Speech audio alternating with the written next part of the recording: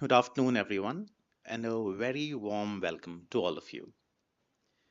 On behalf of Swasti and Restless Development, thank you for joining us today for Heat Convening, Heat Health and Young People in Karnataka, where we talk about building a youth responsive heat resilience policy ecosystem. Before coming here, I hope you've all had an opportunity to visit the Heat Experience Center. If you have, can I see a show of hands? How many of you have visited the Heat Experience Center? Perfect.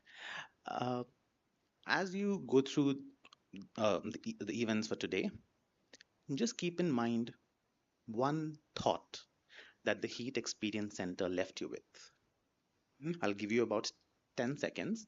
You can close your eyes and think about that one thought that the Heat Experience Center left you with. Did it inform you? Did it inspire you? Did it leave you with questions or give you more answers? Whenever you're ready, you can open your eyes. Perfect. Thank you so much.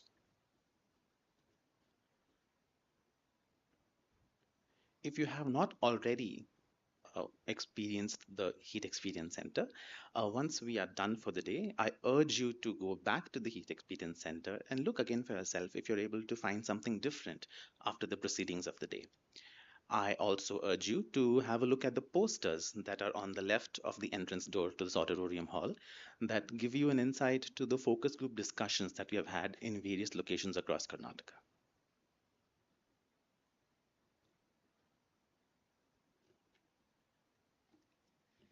Thank you, Sid. Hi, everyone. I'm Kamal Kohli. You can call me KK. And this is Siddharth. Both of us are from Swasti, and we're very, very happy to invite all of you to share this afternoon/evening with us today. It gives me great pleasure to be able to kick off today's events. And I would like to thank all of you for being here and for having this very important conversation with us about the intersection of heat, health, and young people in Karnataka. And without any further ado, I would like to call upon Shrirupa Sengupta, CEO Swasti, and also Nalini Nupur Paul, Regional Director, Restless Development, to the stage to be able to set context for today.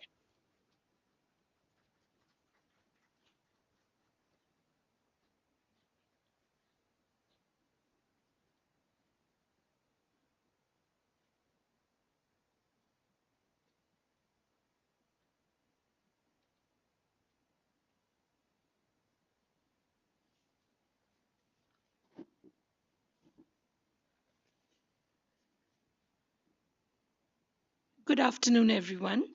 It's my great pleasure to welcome each one of you today at this gathering where we come together to launch and reflect on an important piece of evidence that speaks directly to one of the most defining challenges of our time: heat stress and the impact it has on the lives of young people across Karnataka. We thank you for taking the time to be here, and your presence certainly reflects the shared commitment that you have to understanding how climate change is reshaping our communities, and more importantly, how we can respond together. This year, I'm sure you've heard and read in the news, most of our country is facing extreme heat. Temperatures soaring over 42, 43 degrees. And the impact is not just the temperature, but the compounded impact on young people's well being, their livelihoods, their access to learning, and much more. The context that restless development works in the states of Orissa, Jharkhand, Delhi, Bihar, Karnataka, are already climate stressed, and socioeconomically backward contexts are changing, and climate change adds a layer of vulnerability that needs a very systemic approach. This initiative is a joint collaboration between Swasti, who brings in a strong evidence based rigor, public health rooted perspective, and immense experience of working at the nexus between heat and health, and restless development that puts young people at the heart and center of all that we do. We equip young people to be agents of change, not just for themselves, but also for their communities. We co design and implement youth led climate action programs to create well aware, well equipped, resilient urban and rural communities. And while we identified these gaps, Restless Development also co formed the Fair Futures Forum with 9 organizations in Karnataka that works towards building communities, practitioners, and policymakers to amplify the voices of marginalized communities and advocate for fair urban transition. This study is both timely and necessary. It reminds us that climate crisis is already shaping the daily realities of young people and that decisions we make today will determine whether they inherit a future of vulnerability or one of resilience. When we think about rising temperatures, we often think of weather. But for thousands of young people across Karnataka, heat is far more than a number on a thermometer.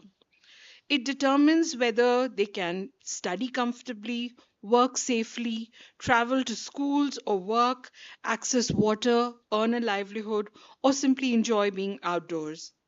It impacts their health, their well being, their opportunities, their hopes for the future. What makes this report especially significant is that it does not just examine the science of heat, it centers the voice of young people themselves. It brings together evidence from research, expert insights, and conversations with young people from different parts of Karnataka, from the drought prone districts of Yadgir and Kalaburgi to the coastal communities of Honavar and the forests of HT Kote, the rapidly growing city of Bengaluru. Together, these perspectives paint a powerful picture of heat not just as an isolated environmental issue, but a challenge that intersects with health, livelihoods, education, inequality, urban planning, and social justice. At the heart of this report is a simple but powerful message.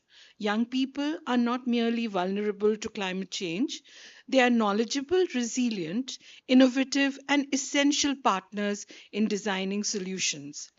They are not just beneficiaries of policy, they are policy actors, community leaders, and agents of change. As we launch this report today, we hope that it becomes just more, much more than a publication on a shelf. We hope it sparks a conversation, it informs policy, strengthens partnership, and inspires collective action. And most importantly, we hope that it helps ensure that Karnataka's response to rising heat is shaped with young people, not simply for them. I would like to extend my sincere gratitude to all young people who have most generously shared their experience, their wisdom, to the researchers and experts who contributed with their knowledge, and to all our partners whose collaboration makes this work possible. Thank you very much once again for joining us. We look forward to an engaging discussion and to creatively exploring ways that we could work together to become a more climate resilient, equitable, and youth responsive future in Karnataka. Thank you.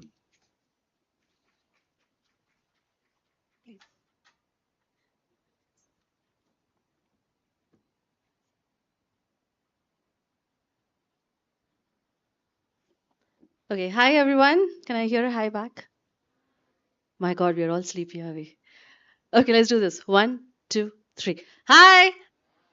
Much better. Okay, so I am Shri, and can we have a huge round of applause for what you hear from Nalini? This very important work. Louder, more energy. Let's do this. Okay, awesome, great. So, like I said earlier, my name is Shri Rupa Sengupta. You can call me Shri. And I serve as the CEO of Swasti, which is a public health agency. And today I really want to talk about heat, of course, but I also want to kind of start with a truth that we need to we need to start beginning to confront, right? And the truth is that the heat that we experience today is not normal heat. Okay, it's not the summer that our parents grew up with. It's actually not the summer that even we had last year, or even the year before that, or the years that have happened before, right? This is not the climate that human beings evolved to live in. And let me explain that to you.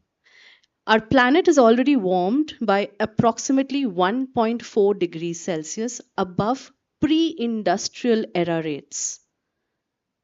Now, that number sounds small, but climate systems do not respond in small ways. A warmer planet means longer summers, longer heat waves, warmer nights, less recovery time for the human body, more dehydration. So, those of you who are not in the habit of drinking water, this is bad news for you. Okay, more disease, and in many parts of the world increasingly dangerous conditions for human survival itself, and India stands directly in the path of this crisis. A Lancet analysis estimates that heat exposure in India has already led to the loss of 247 billion labor hours, costing the country nearly $194 billion in economic losses. But I want to bring this conversation closer home. Here in Karnataka, can I see a raise of hands of how many of us are from here? We live here, we work here, we have studied here. Wow, that's great. So then this matters the most to this room. Here in Karnataka this year, parts of the state recorded temperatures touching 46 degrees Celsius, the highest temperature ever recorded in our state. And yet, temperature alone does not tell the whole story because scientists measure something even more important. It is called the wet bulb temperature. Raise of hands, how many of us have heard of this? Few hands? Great, lot of you. I'm going to try and explain what that means. It basically means heat and humidity combined and what it does to your body. Okay, very simply put. And this matters because human beings cool themselves by sweating. And this is class 8 biology, back again. But if humidity is too high, sweat stops working. When sweat stops working, the body can no longer cool itself. Scientists tell us that at 35 degrees wet bulb temperature, even a healthy young person, which is most of you in this room, sitting still in the shade, drinking water, can survive only a few hours. Let me repeat that. There is a point at which the human body simply stops being able to keep itself alive. And this is where I think we fundamentally misunderstand heat. We often think surviving heat is about tolerance. We hear this a lot from our elders sometimes, where they say that, oh, why can't you tolerate the temperature? Keep the fan off for a while, right? And I'm here to equip you to talk back to that. We often think surviving heat is about tolerance, that some people are simply stronger, that if we get used to it, we will somehow adapt. But that is not how the human body biologically works. Human beings do not survive heat by tolerating it. Human beings survive heat by constantly cooling themselves. And that's a difference that we have to keep in mind. Cooling used to be at one point of time thought as comfort. It no longer is. It is a biological necessity. Every second of every day, your body is generating heat internally. Your muscles generate heat, your brain generates heat, your heart generates heat. Even sitting quietly in a chair, your body is constantly producing heat simply to keep you alive. And so the body is constantly trying to release that heat through sweating, through pushing blood closer to the skin, through breathing faster, through shifting water and salts across the body. This is happening all the time. And when the environment around us becomes too hot, the body begins struggling to get rid of the heat fast enough. Think of it this way, your body is like an engine. An engine does not fail because it's weak, it fails because it overheats. And once overheating begins, everything inside starts functioning poorly, which brings me to something even more important. The brain is one of the first things affected by heat.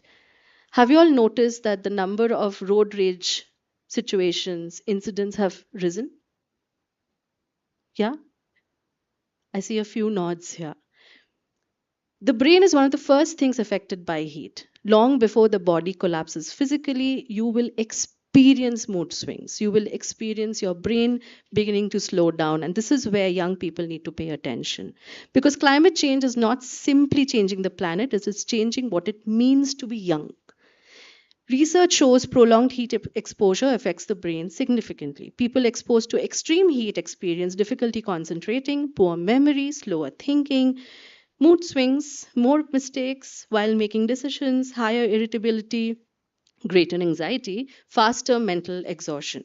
A Harvard study found students living without air conditioning during heat waves performed 13% worse on memory and reaction tests. Most schools right now do not have air conditioning, nor do they have traditional building or architectural systems that could keep the insides cool, right?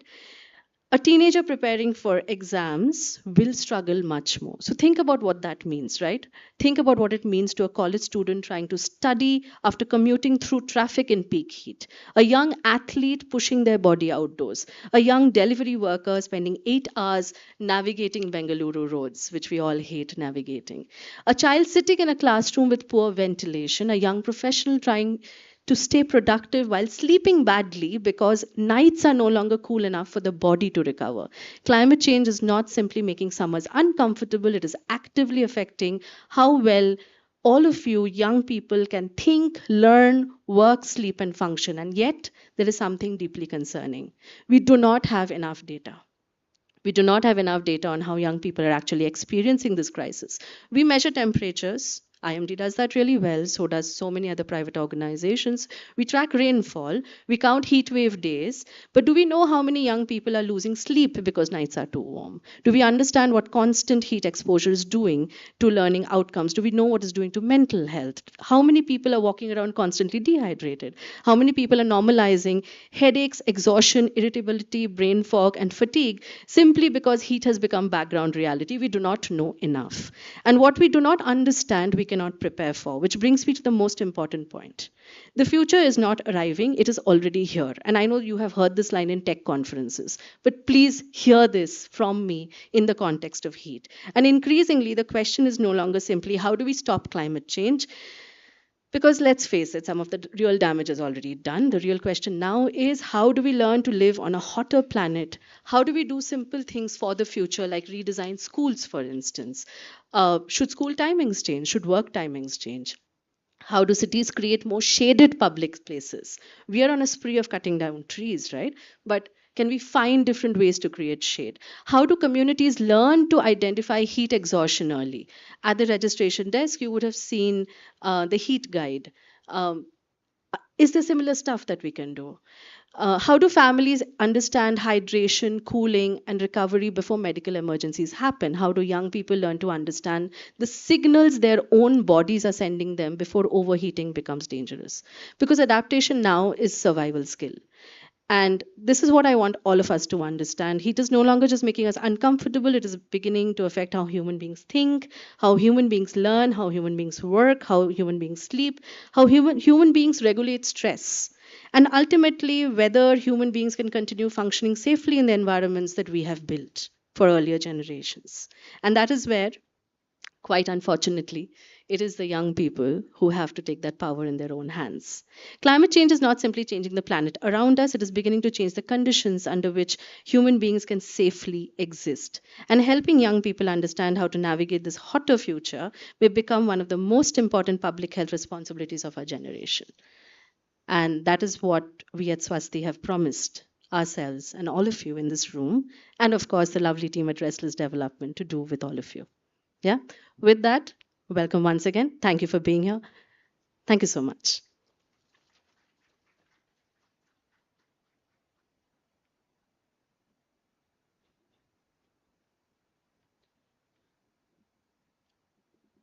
Thank you, Nalini and Shri, for setting that context so beautifully.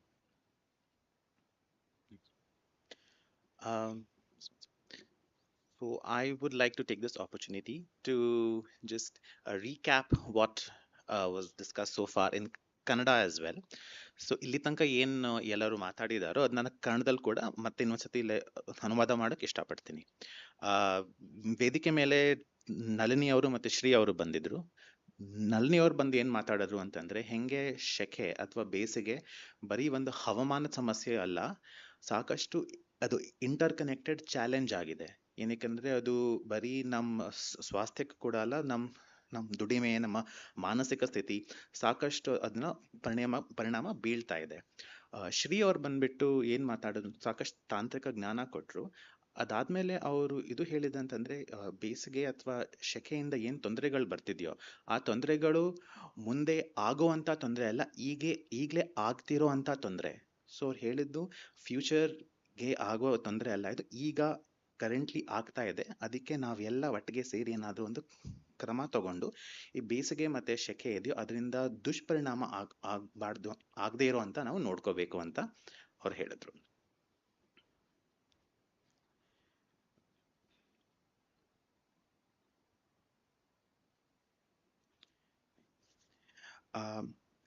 Every research journey begins with a question. Ours began with a simple one. What does heat actually mean in the life of a young person?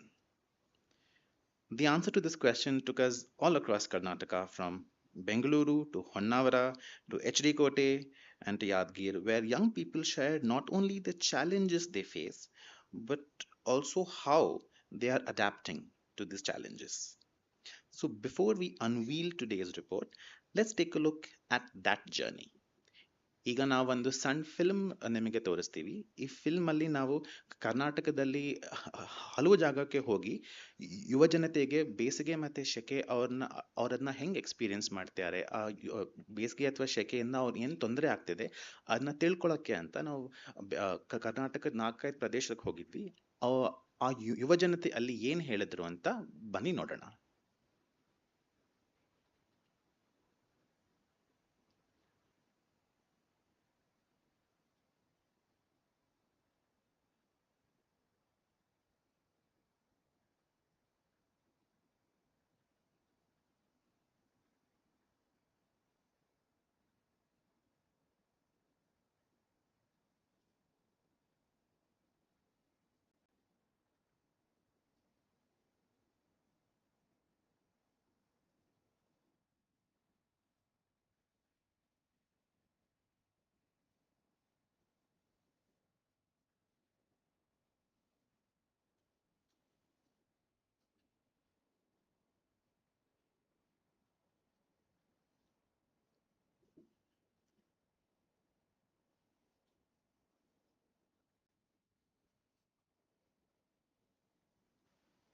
Give us one moment, please.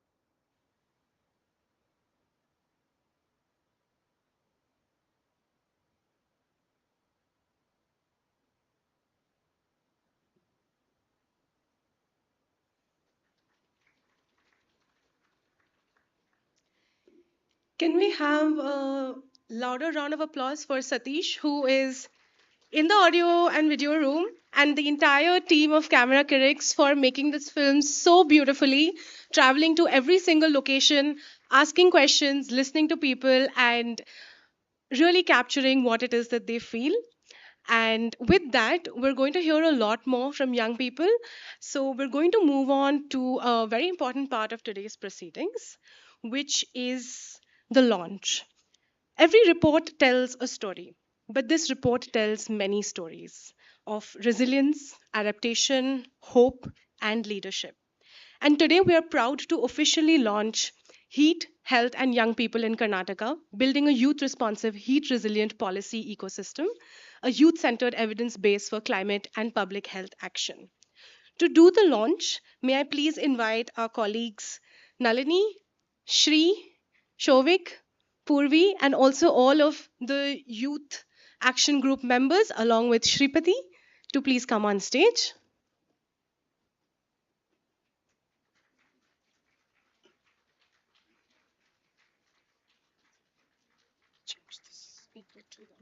ಈಗ ನಾವು ನಮ್ಮ evidence ರಿಪೋರ್ಟ್ನ ಬಿಡುಗಡೆ ಮಾಡ್ತಿದ್ದೀವಿ. ವೇದಿಕೆ ಮೇಲೆ ಬರುವಂತ ಜನ ಎಲ್ಲ ಈ ರಿಪೋರ್ಟ್ನ ವೇದಿಕೆ ಮೇಲೆ ಬಿಡುಗಡೆ ಮಾಡ್ತಾರೆ.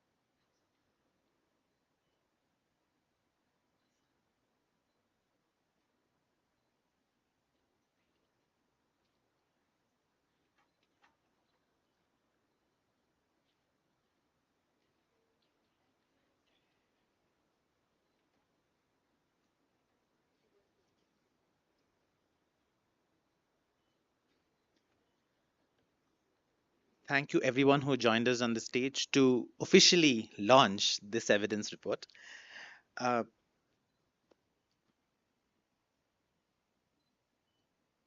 so this launch marks the beginning and not the conclusion of our journey that we have taken with restless development.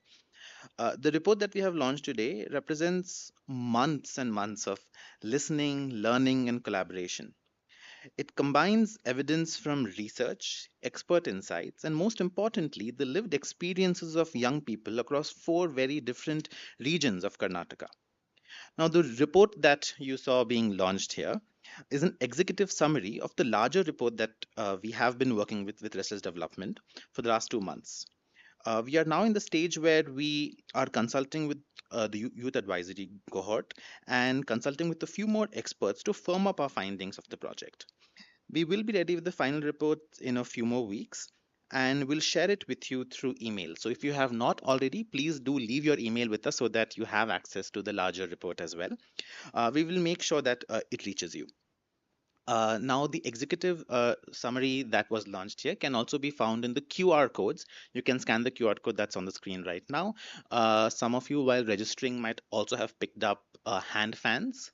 So the hand fan also has a QR code once you unfurl the hand fan, and it'll have the movie that we saw earlier and the executive summary as well to give you an understanding of the work that we have put into this.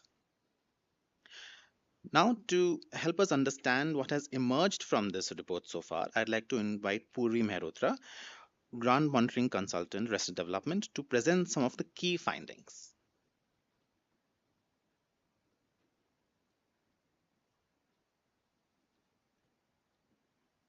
Hi, good afternoon, everyone. I think we saw a very lovely video from the regions that we tried to cover based on trying to understand how heat is impacting the health of young people in Karnataka. And there are a few key learnings that we found from the focus group discussions that we did with the communities, with the young people. And I would just like to take all of us through those findings. And obviously, a much more detailed version of it will be available in the report that we also further share it with all of you. So, one thing that we saw that heat isn't just a weather problem, it's a multi-dimensional development issue, so which was something which we also saw during the video, people mentioning about it, that it is not just a weather related thing.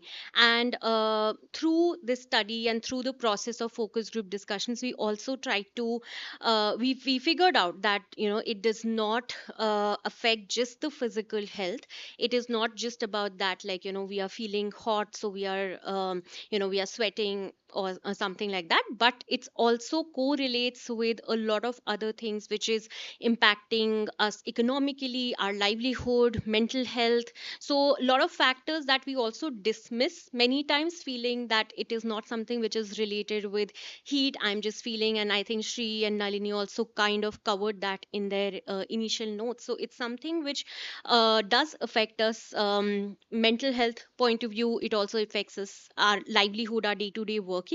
And it's also something which really impacts people in terms of how they are how their income is being generated as well, because many a times if they were traveling for work and they had a set number of hours that they were supposed to work in, that is either reducing or they are getting late for work, and many daily wage workers are also feeling facing the impact of that.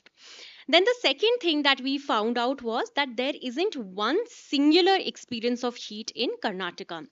And this is also something, while we covered the multiple regions in Karnataka to understand, which we did in Yadgir, Kote, Bengaluru, and Honavar, and few of the things we heard from the Dharwar people as well. So this was something that we figured, that experience of heat is very different for each region.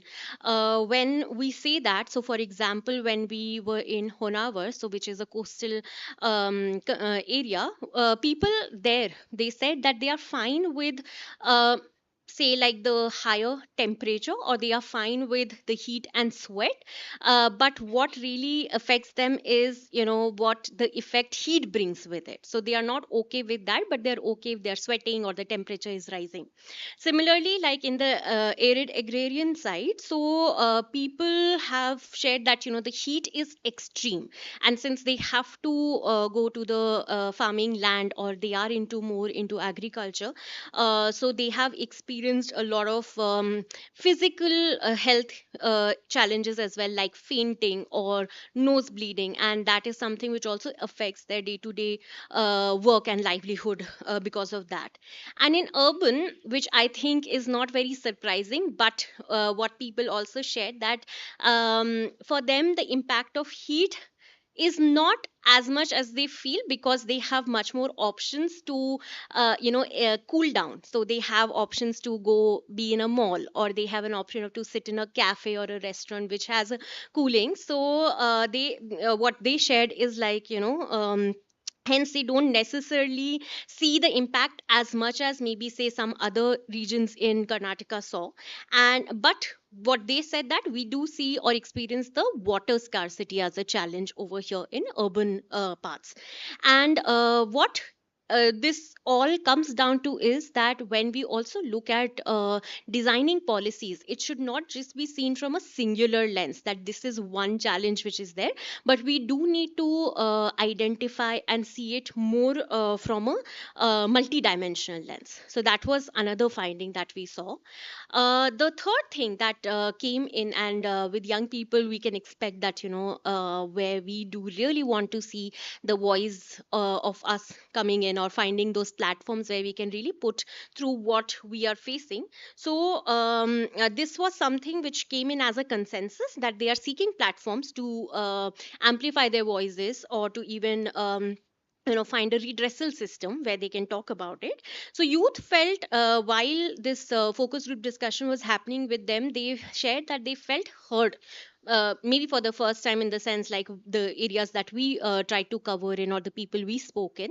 So they shared that they felt heard, and no one has like previously asked them about their own experience. It might have been about them listening from their elders, or a day to day thing which people in their households were talking about, but no one had really asked them about their own experience of how heat impacts them.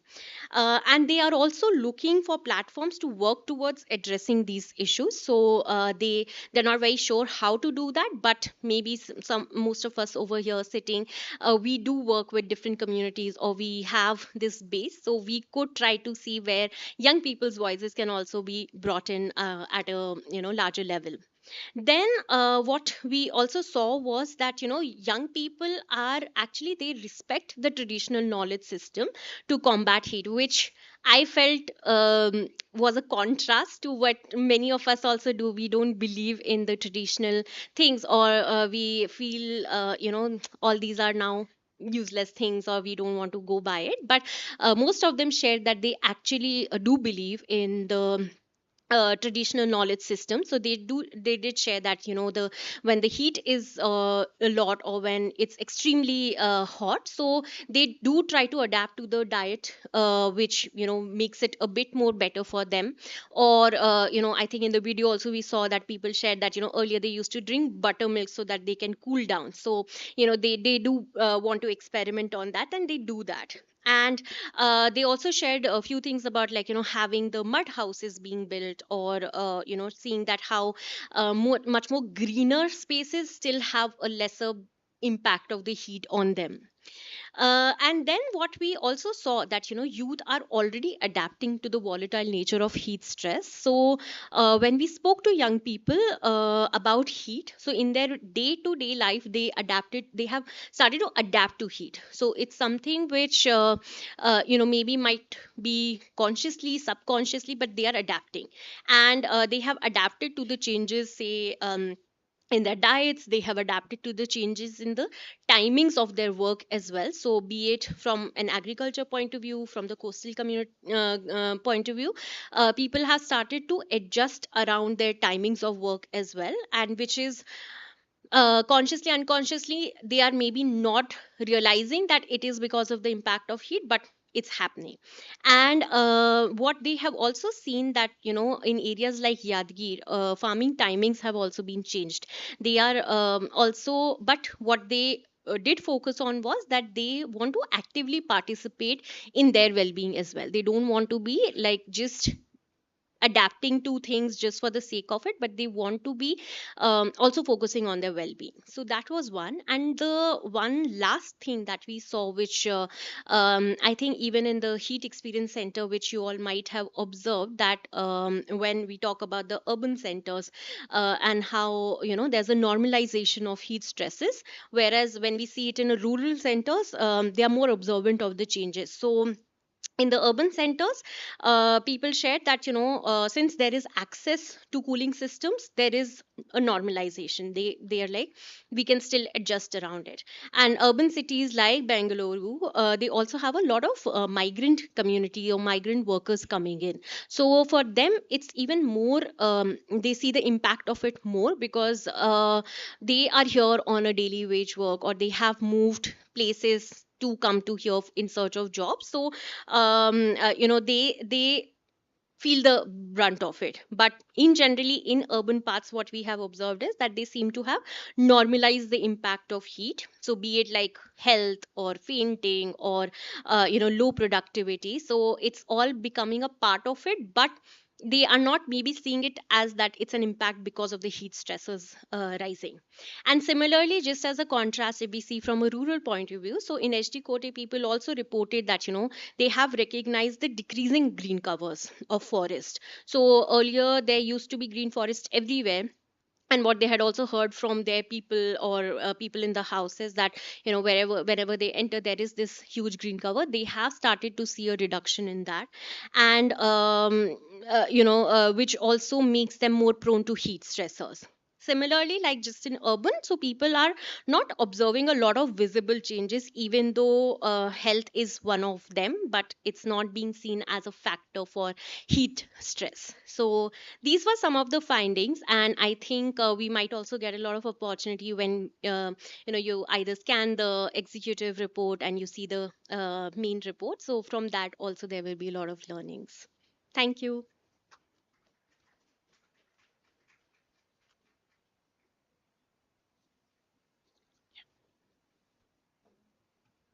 ನಮಸ್ಕಾರ.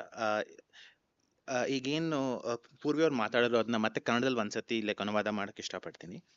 ಅವ್ರು ಏನ್ ಹೇಳಿದ್ರು ಅಂತಂದ್ರೆ, ನಾವು ಕೆಲಸ ಮಾಡಿದ್ದು, ಈ report ಏನ್ ಕೆಲಸ ಮಾಡಿದ್ದು ಅದರಲ್ಲಿ ನಾವೇನೇನು ಕಲ್ತಿದ್ದೀವಿ ಅಂತ ಸಂಕ್ಷಿಪ್ತವಾಗಿ ಹೇಳಿದ್ರು. ಒಂದ್ ಕಲಿಕೆ ಏನು ಅಂತಂದ್ರೆ, ಹವಾಮಾನ ಏನಿದೆಯೋ ಅದು ಬರೀ ಸಾರಿ ಶೆಕೆ ಅಥವಾ ಬೇಸಿಗೆ ಏನಿದೆ ಅದು ಬರೀ ಹವಾಮಾನದ ಸಮಸ್ಯೆ ಅಲ್ಲ, it's inter connected development issue ಅಂತ ಹೇಳಿದ್ರು ಅವರು. ಇನ್ನೊಂದೊಂದು ಹೇಳಿದ್ರು ಅಂತಂದ್ರೆ, ಕರ್ನಾಟಕದ ಎಲ್ಲಾ ಯುವ ಜನತೆಗೂ ಅಥವಾ ಎಲ್ಲಾ ಪ್ರದೇಶದಲ್ಲೂ ಅವರು ಶೆಕೆ ಮತ್ತೆ ಬೇಸಿಗೆ ಒಂದೇ ತರ ಅವ್ರ ಪರಿಣಾಮ ನೋಡಲ್ಲ, ಬೇರೆ ಬೇರೆ ತರ ನೋಡ್ತಾರೆ. ಹೊನ್ನಾವರದಲ್ಲಿ ಬೇರೆ ತರ ಶೆಕೆ ಇರುತ್ತೆ, ಬೆಂಗಳೂರಲ್ಲಿ ಬೇರೆ ತರ ಶೆಕೆ ಇರುತ್ತೆ, ಯಾದಗಿರಿಲಿ ಬೇರೆ ತರ ಶೆಕೆ ಇರುತ್ತೆ. ಸೊ ಬರೀ ಒಂದೇ ತರ ಶೆಕೆ ಕರ್ನಾಟಕದಲ್ಲಿ ಇಲ್ಲ, ಬೇರೆ ಬೇರೆ ತರ ಶೆಕೆಗಳಿವೆ. ಆಮೇಲೆ ಯುವ ಜನತೆ ಯಾರಿದೆಯೋ ಅವರು ಬೇಸಿಗೆ ಬಗ್ಗೆ ಏನ್ ತೊಂದರೆಗಳಾಗ್ತಿದ್ಯೋ ಆ ತೊಂದರೆ ಅವ್ರಿಗೆ ಹೇಳೋಕೆ ಅಂತ ಯಾವ ವೇದಿಕೆ ಸಿಗ್ತಿಲ್ಲ. ಸೊ ವೇದಿಕೆ ಅವರು ಹುಡುಕ್ತಾ ಇದ್ದಾರೆ. ಇನ್ನೊಂದೇನು ಅಂತಂದ್ರೆ, ಯುವ ಜನತೆ ಹಳೆ ಕಾಲದ ಏನೇನು ಅವ್ರ ತಂದೆ ತಾಯಿಗಳು, ಅವ್ರ ಅಜ್ಜ ಅಜ್ಜಿಗಳು ಏನ್ ಮಾಡ್ತಿದ್ರೋ ಶೆಕೆ ಅಥವಾ ಬೇಸಿಗೆಯನ್ನ ತಡೆಪಡ್ಲಿಕ್ಕೆ ಅಂತ, ಅದನ್ನ ಅವ್ರು ಇನ್ನೂ ಬಳಸೋಕೆ ಇಷ್ಟಪಡ್ತಾರೆ.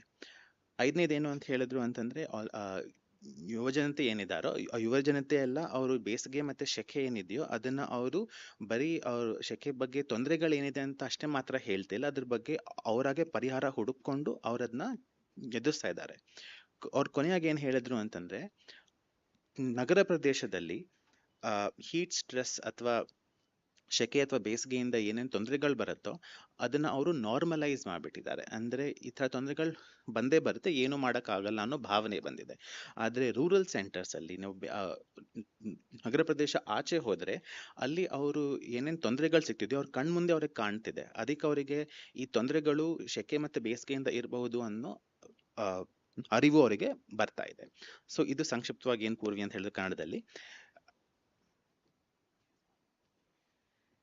Thank you, Purvi, and thank you, Siddharth, for the translation. Thank you for summarizing everything so beautifully. And like Purvi said, you'll be able to find more of this as you scan the QR code. Before we move on, I would like you to answer two questions for me with a simple show of hands. Have you resonated with anything that you have heard and seen so far? If yes, can you put your hand up, please? Okay, I see a bunch of hands. You can put them down. And have you learned something new or gained a new perspective on how heat is impacting young people? If yes, can you put up your hands, please? Okay, a lot of us. That's amazing. So we're going to carry on the learning and the sharing in the next segment of today's events, which is a panel discussion. One of the strongest messages emerging from this research is that young people in different parts of the state experience heat very differently. And there is perhaps no better way to learn more than to hear from young people themselves. And our next session is one that we're especially excited about, which is asking young people a very simple question: what does a heat resilient future look like? This panel brings together young people and experts representing different geographies and lived realities across Karnataka. I would like to invite all of the panelists on stage. Today we have with us Sumitra from People Tree, who is a field convener; Malavika Nair, urban researcher and architect, Project Living Cities; Akshata N, Youth Climate Action, Sustainable Buildings Rain Matter Foundation; Makarand Maigur, entrepreneur, Learning Ecosystem, Dharwad; Sulipta Das, lead Climate and Health Catalysts; Raju Tandel, small scale fisherman, National Federation of Small Scale Fish Workers, who you will hear from on video; and Dr. Poovaprabha Patil, doctor at Kasturba Hospital, also somebody who you'll hear from on video.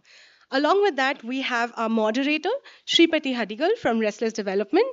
Shripati, could I invite you on stage along with all of our panelists? A huge round of applause for everybody coming on stage, please.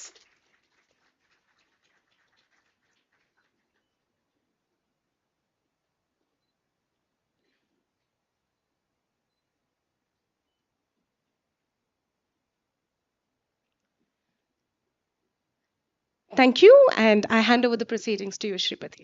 Thank you. Am I audible?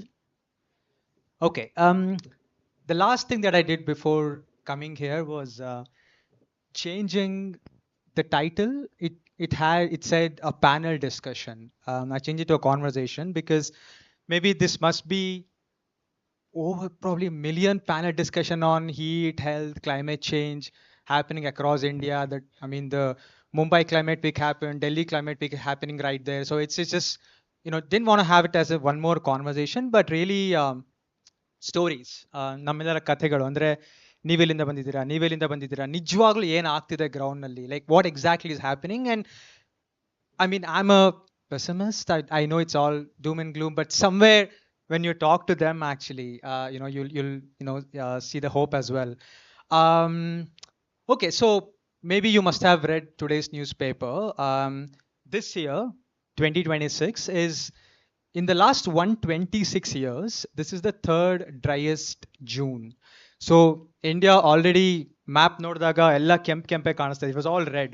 42, 43, 44, it even scored a half century during IPL season. And June, there was no rain. So it's not going to get any better. The heat will keep on increasing. And probably this conversation is even more, apt for what is happening around today. Let me start the conversation with a story that from People's Tree location. So we visited there very recently. This is in the heart of Kabini Nagarhole National Park, right? So people say, okay, we keep saying heat climate connects to livelihoods, health, but how? This is one particular story that they said. It may not come when you just ask a very straightforward question. So this community, and there are multiple tribal communities, Jain Kurbas idare, bere communities kuda ide. They all depend on non-traditional forest products, NTFP, Jainu, honey, or tubers, bere gedde ಗೆಣಸುಗಳು. So that's a part of the livelihood, right? So imagine that gives you the livelihood. Now, because of increased heat, as for temperatures ಜಾಸ್ತಿ ಆಗ್ತಾ ಇದೆ, ಮಳೆ ಅಕಾಲಿಕವಾಗಿ ಆಗ್ತಾ ಇದೆ, unseasonal rains, climate change, that livelihood that was the core of their life, ಅದು ಕಡಿಮೆ ಆಗ್ತಾ ಇದೆ, reduce ಆಗ್ತಾ ಇದೆ. So automatically there is a push for more migration. And where do they go? So this is a region where one side connects to Coorg. Lot of plantations, coffee plantations, tea plantations. Other side connects to Kerala. ಅಲ್ಲ ಕೇರಳ ಒಂದ್ ಕಡೆ ಕೇರಳ ಒಂದ್ ಕಡೆ Coorg.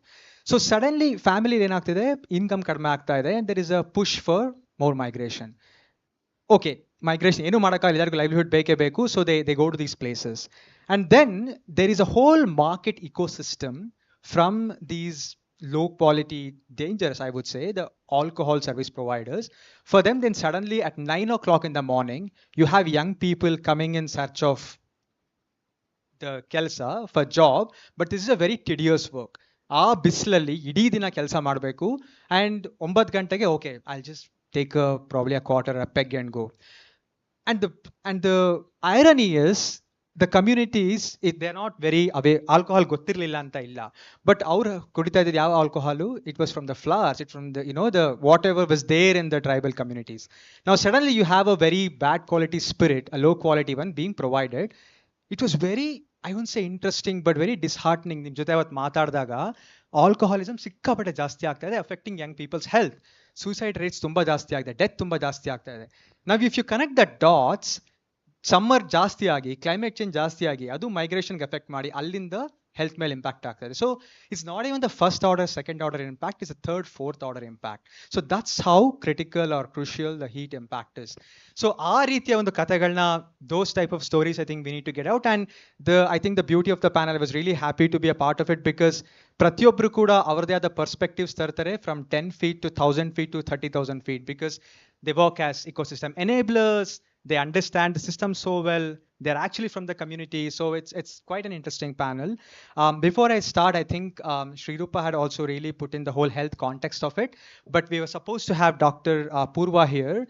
It's great that I think doctors and all the other professionals also looking at climate change right now. So we'll have a very short bit from Dr. Purva, who is a practitioner in Manipal, Kasturba College, Kasturba Medical Institute in Manipal, and gives a very good insight on what actually happening on our health from all the perspectives. So once that technical context or a health context comes in, then we get into the on-field stories. So if you can just play the video, please.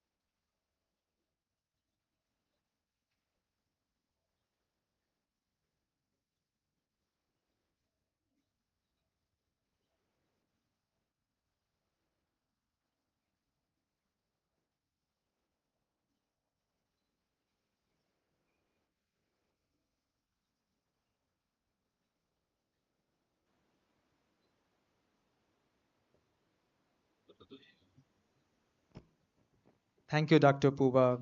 I know you are probably serving people in Manipal right now.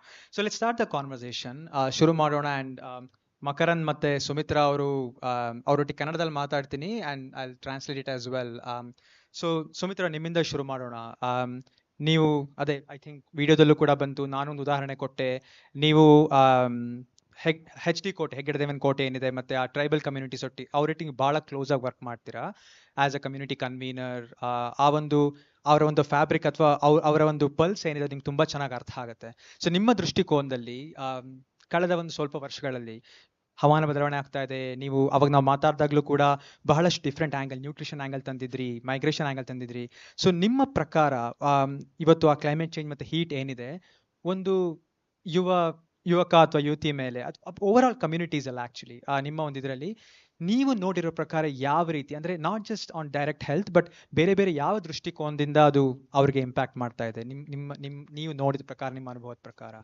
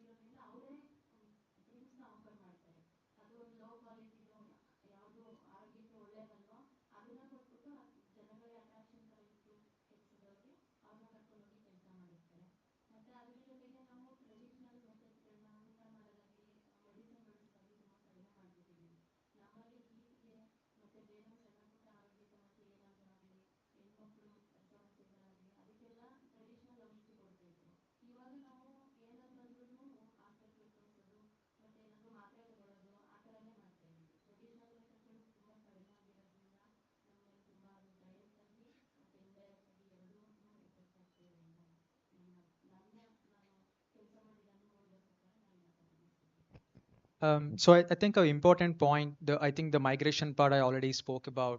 The other important part was the traditional medicinal practices that the communities had, which is drastically reduced, and there is a lot of reliance right now on the institutional medical ecosystem.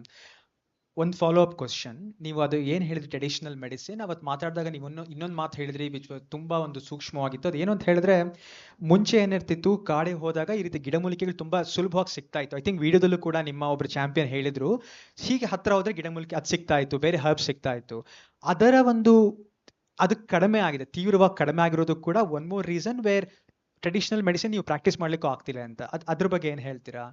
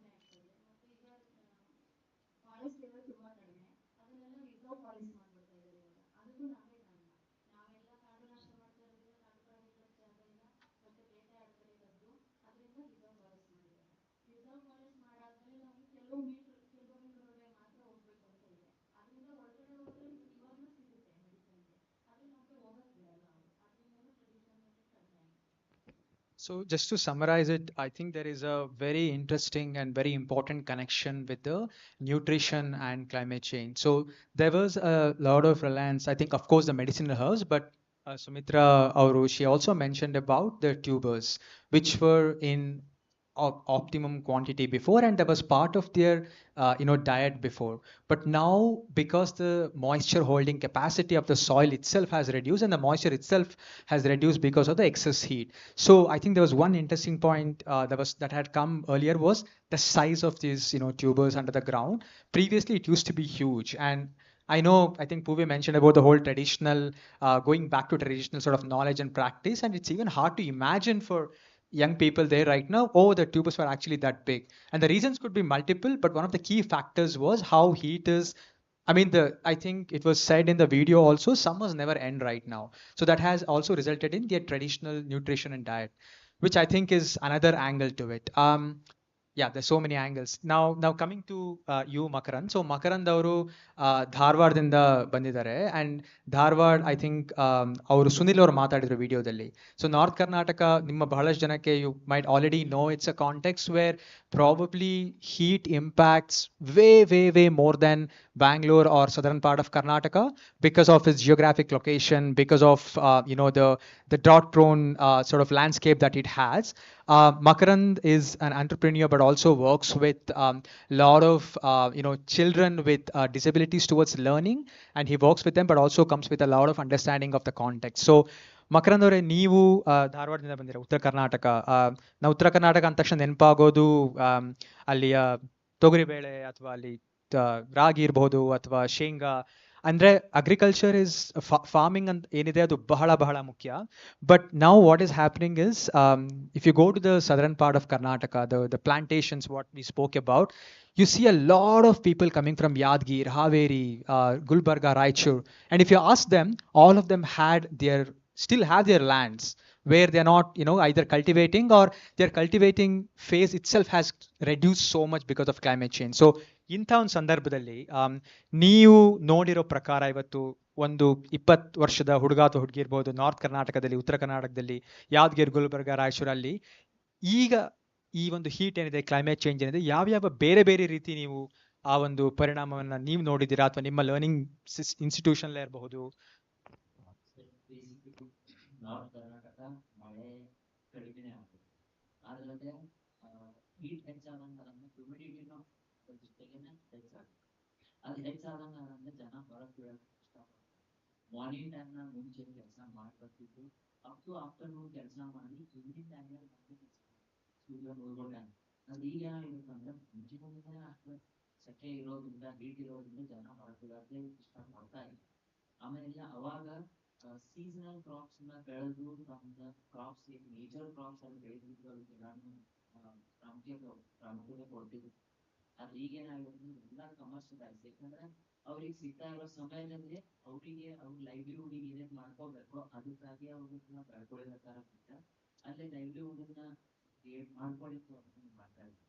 ಇನ್ನು ಮಕ್ಕಳಿಗೆ ಬಂದ್ರೆ ಬೇಸಿಕಲಿನ ಮಕ್ಕಳಿಗೆ ಕೆಲಸ ಮಾಡ್ತಿರೋದ್ರಿಂದ ಅವರಲ್ಲೇ patience level ಕಡಿಮೆ ಆಗ್ತಾ ಇದೆ, ಒಂದು ಕಡೆ ಕೂಡಲ್ಲ, ಓದಲ್ಲ, ಅವರಲ್ಲೇ ಹೆಲ್ತ್ ಸಮಸ್ಯೆಗಳು ಬಹಳ ಸಣ್ಣ ವಯಸ್ಸಿಗೆ ಬರ್ತಿರ್ತಾವ. ಅದರಲ್ಲಿ ಹುಡುಗಿಯರಲ್ಲಿ ಹೆಚ್ಚು ಕಂಡು ಬರ್ತಿರ್ತಾರೆ. ಹುಡುಗರಲ್ಲೇ ಸಿಟ್ಟು ಆಮೇಲೆ ಹೆಲ್ತ್ ಪ್ರಾಬ್ಲಮ್ಸ್ ತುಂಬಾ ಕಂಡು.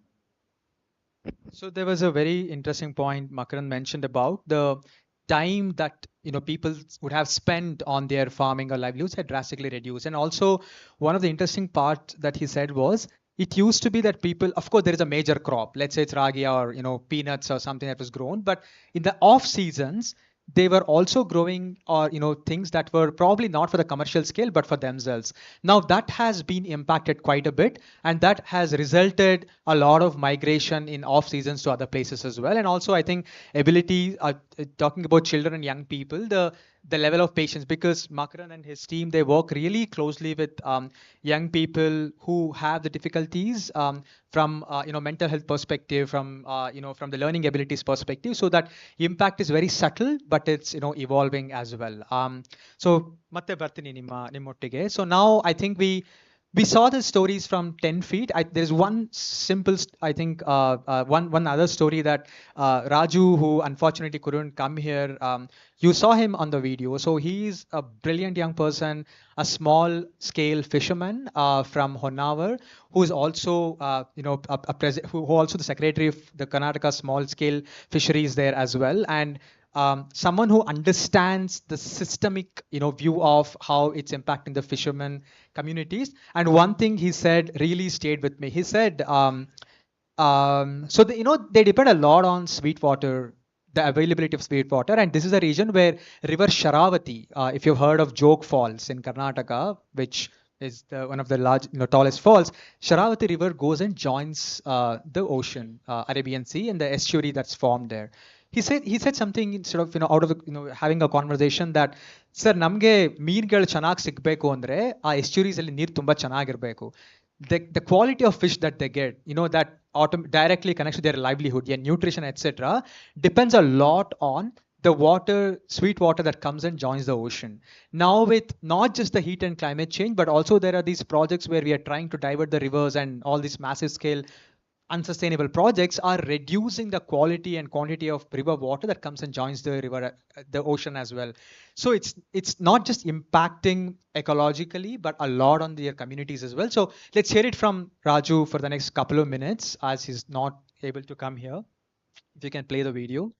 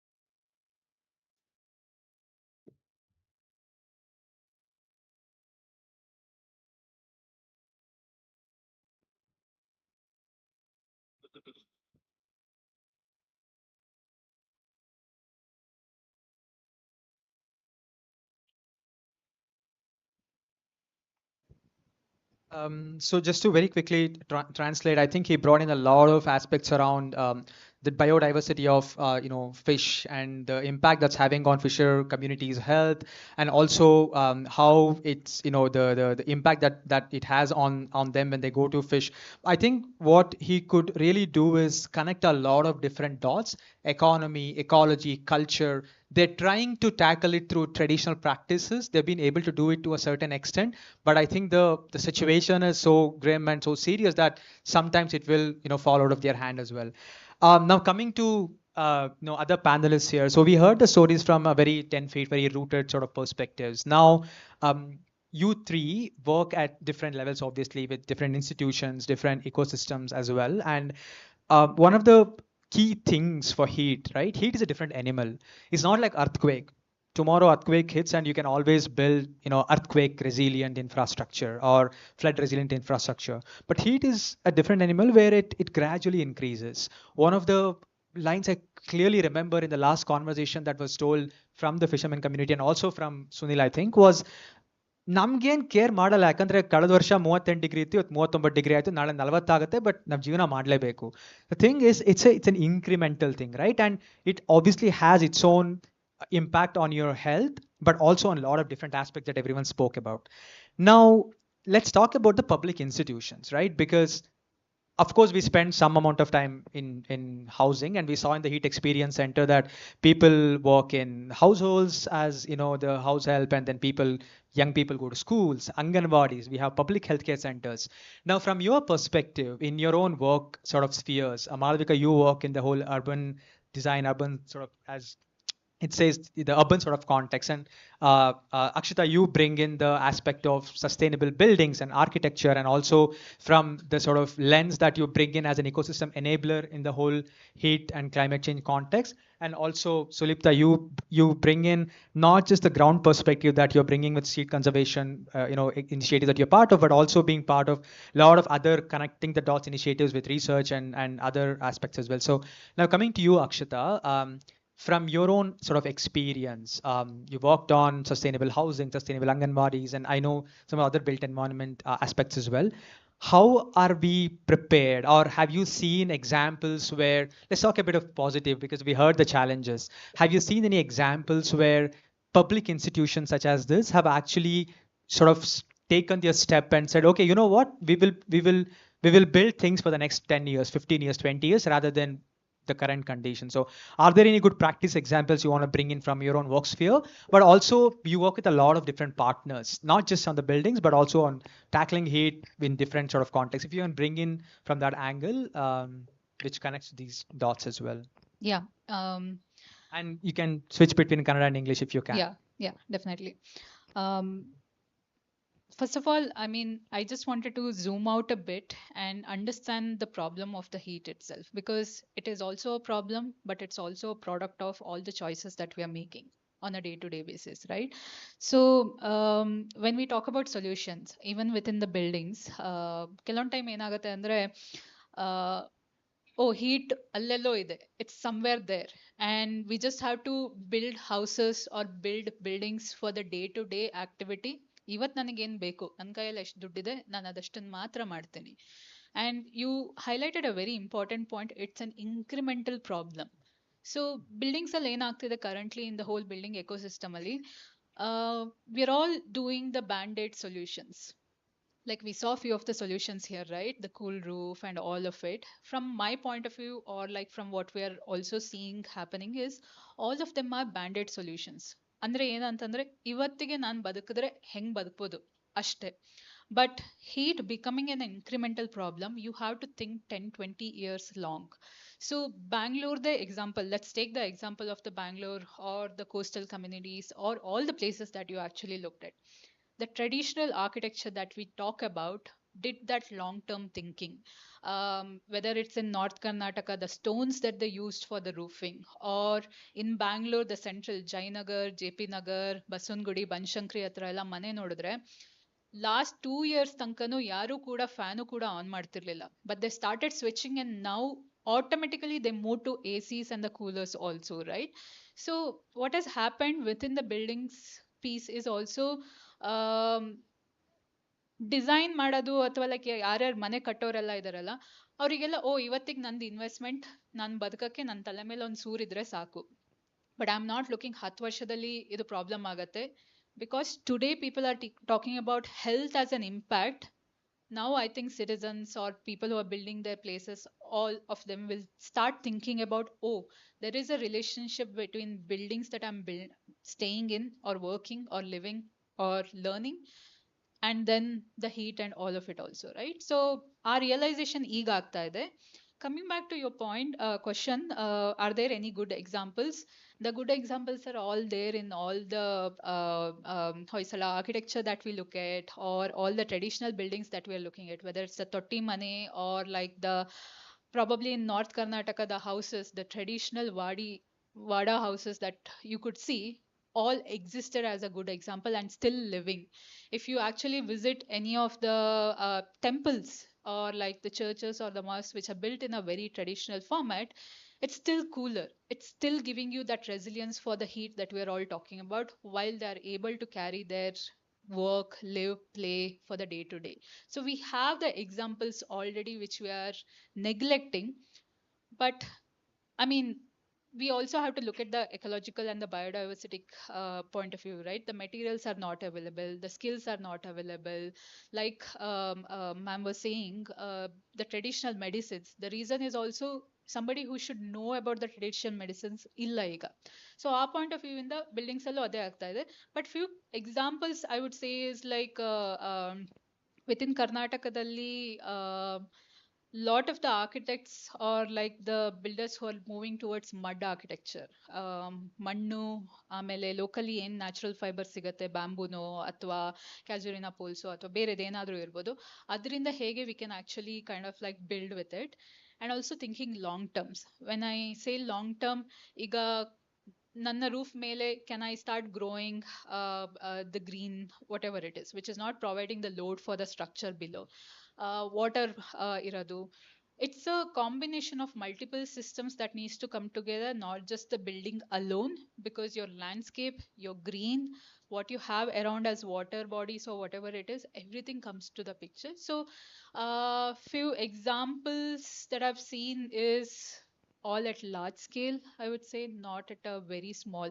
Like iga, when I was working in the informal settlement communities in Bangalore itself, I think Kya Market athwa even the communities near HSR and all of it, ಒಂದು ಎರಡು example ಇರ್ಬೋದು, but they're not talked up enough or celebrated enough. So that's my answer, I would say. Okay, so I think you paved a very important point, which I come to you, Malavika. So it's also the aspect of inequity. Now you spoke about the housing. So of course, I don't think we're in a place to build more Hoysala type temples. One is knowledge, the materials, and those days are gone, right? I mean, maybe some sort of traditional practices still. Now Malavika, let's come to the institution. So I think I read a line when I was, looking preparing for this also. It's a very cliched statement. It says heat is also about inequity. Let's imagine a child in, let's say, staying in either one of those marginalized, sort of communities in Bangalore urban context. Sikkapade sekirthe. It's very hot overnight. You haven't slept well. It's so hot in May, and then probably don't have a cooler, and it's all very congested area. Then you wake up, you may not even have water to take bath. Then you go to Anganwadi or a school. But this is a government school, public institution, right? It's not the school, the international schools we have in Bangalore with air conditions, and you have the vans with air conditions, etc. So now the last 8 hours you spent in a hot house. The next 4 to 6 hours you spend in a school or an Anganwadi, which is again hot. You come back. So it's a 24 hours of, when you're like 8-year-old, 10-year-old, 12-year-old. That means the public institutions in, not just in Bangalore, I'm talking about Ahmedabad, even the tier 2 cities and all the places, with your sort of experience, what are the barriers or challenges you have seen where public institutions and spaces becoming more accessible, or let's say heat resilient or heat responsive? Because a lot of these people don't have that luxury at their home. Housing is done, but at least these spaces, have you seen any good examples or challenges that in your own circle that you could sort of talk about? Because she spoke about, there were one or two examples, but from your sort of experience, if you can bring some insights into it. Yeah, sure. I think Akshita already mentioned a lot of the build space kind of challenges that we're facing.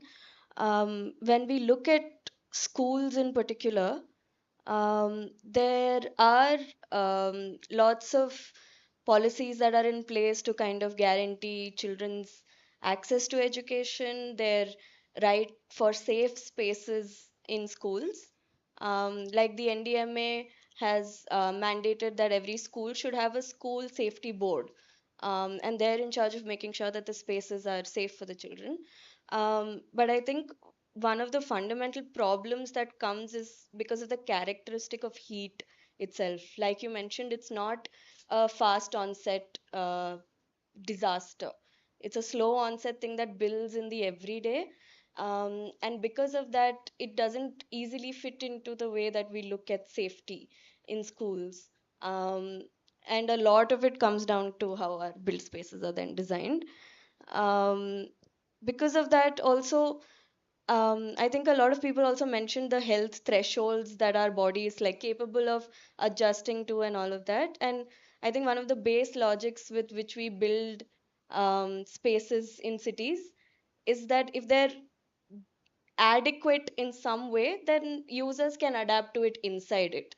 But that's where heat becomes a very critical problem because there's a limit to which you can adapt to it. And it is so dependent on the kind of vulnerabilities that every body has, with people of different vulnerabilities like mental disabilities or physical disabilities or even menstruating bodies. We know almost 1 in 10 women have PCOS, but there's barely any research on what women need to do to kind of cope with that. But when you layer a problem like heat onto that, especially for young girls, it becomes so much more complicated. Not enough research is there on how somebody needs to adapt to that.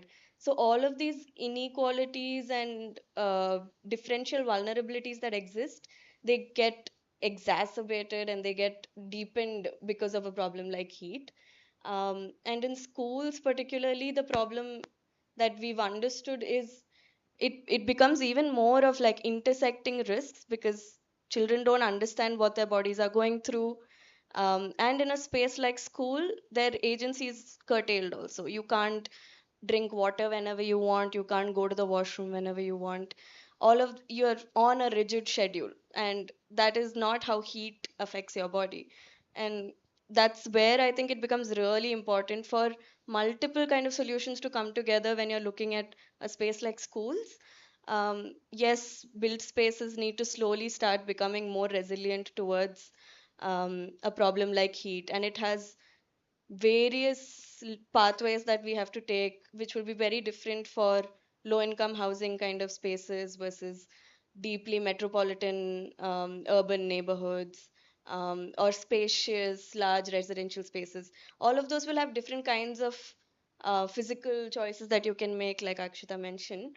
But in schools, I think a lot of it will also have to do with behavioral shifts, understanding how important comfort is now. It's not something that can be looked at as it's okay, people will adjust, but that you have to design for it. And teachers need to now be able to identify earlier signs of heat stress. Um, Schools need to be able to be more flexible with their uniforms, with their timings, be how are even like buses being designed, in a city like Bangalore where there's so much traffic and children are trapped in basically a metal hot box for 2 hours before even they reach schools. The kind of things it does to your body, your energy, we barely are starting to understand things like that, but we can't wait to fully understand it before we adapt it. It needs to kind of happen parallelly. To your question of good examples of things, there are slight examples here and there of people trying to adapt, but they're mostly reactive. Once a heat wave is declared, people then take measures. But our doctors have already said that you can cross safe thresholds even when heat waves are not there. So, like Kerala has tried to do a water bell. Whenever it's hot days in schools, they ring a bell for children to sip on their water. And Tamil Nadu has started green schools where they try to paint cooling solutions on like the roofs to reflect the heat away. There are little pilots and experiments that are happening, but not enough that looks at the different kinds of solutions that are required, the different blocks that are there for different kinds of schools, in like a deeply like inequitable casteist society that we're in. The access to resources, the ability to adapt are also different. So I think a lot more needs to happen still in adaptation. No, absolutely. I think the way you ended it, it's so important because this is about inequity, right? And also why this whole work was done was to look at the policy. Why I think it was in one of the conversations, not with the particular project, but in with our previous Bangalore work, one of the school teachers were, who, of course, going with kids and the whole public transport angle you brought in, how kids are ramped up, in a bus. if you think of why heat is an inequity, story is because even in Bangalore, if you have got money, you can go in an AC bus, or take a car and put on the AC, right? But now the public transport is free, but you can take only the transports which are not air conditioned, like the buses. So it's come to a point where you wake up with a heat night, you take up a mobility, as you said. So it's also important that apart from the institutions, also the public transports, the access to public space is also becoming very responsive to it. Now, connecting to that, Sulita, I'll come to you with a similar question, but an added layer, if you can bring in with your own experience, is this is a problem where not just one policy can address it, right? So it's not like, oh, you have Karnataka heat action plan, you just look at heat and address it. It's a problem of nutrition. It's a problem of education, access to that. It's a problem of livelihoods. It's a problem of health. Whether maybe the health policy can do a great job than having isolated climate policy. So from your sort of work experience and the sort of knowledge that you bring in, are there any angles or the policy angles or policy lenses that are very critical right now? I think a lot of things came in your conversations also: nutrition, healthcare practices, livelihoods, education, public institutions that they brought in. So if there are 2 3 priority policy angles that all not, I mean, this was a pilot in Karnataka, obviously, but I'm sure states like Rajasthan, Odisha, and Chhattisgarh may even have a larger problem to face. So if tomorrow the heat action plans are to be very relevant, very contextualized, and very practical, which are the key some of these intersection angles that needs to be looked at? But you can add sort of other work that you've been doing with the on ground work you're doing it as well, what those learnings also have fed into your sort of understanding. Sure. Uh, I think I would like to take a step back and tell you that probably not one or two policy areas will help in. When we are talking about health, nutrition, livelihood, development, education, I think we are talking at a systems level. And when we are talking about in systems level, not one or two priorities or one or two areas being looked at silos would help. What would help is first is an acceptance and acknowledgement about the fact that do we identify heat as a disaster or a seasonal discomfort. Now I think with institutions being in place, with multiple reports and evidences taking shape, slowly everybody, or at least at 10 30,000 feet above, we kind of acknowledge that heat is a disaster, a slow onset disaster that our colleagues also mentioned about. And if there is a disaster, we have to look at multiple layers to see and address that which policy would work at which intersection. So if you just talk about nutrition, I think all the stakeholders have to start looking at the ICDS programs that's there, the midday meal schemes, that how nutrition is affected by heat, because heat also loses a lot of crop nutrition because of the moisture that is being lost. A lot of nutrition lost in a particular crop that's been grown at a farmer. Now that creates a larger burden on nutrition level for children and young people and maternal health for that matter. So that cannot be looked at an single institution level, but an overall from an health ministry, from ICDS, the emerging policies that is coming around in health, maternal health, elderly care. Everything has to come together, and the stakeholders should come together and then refine the policies. There are policies in place shaping up here and there. There is India Cooling Action Plan that was started in 2019, but the focus has largely remained under infrastructure development. That how can we cool our infrastructure? How can we cool our built environment, transports?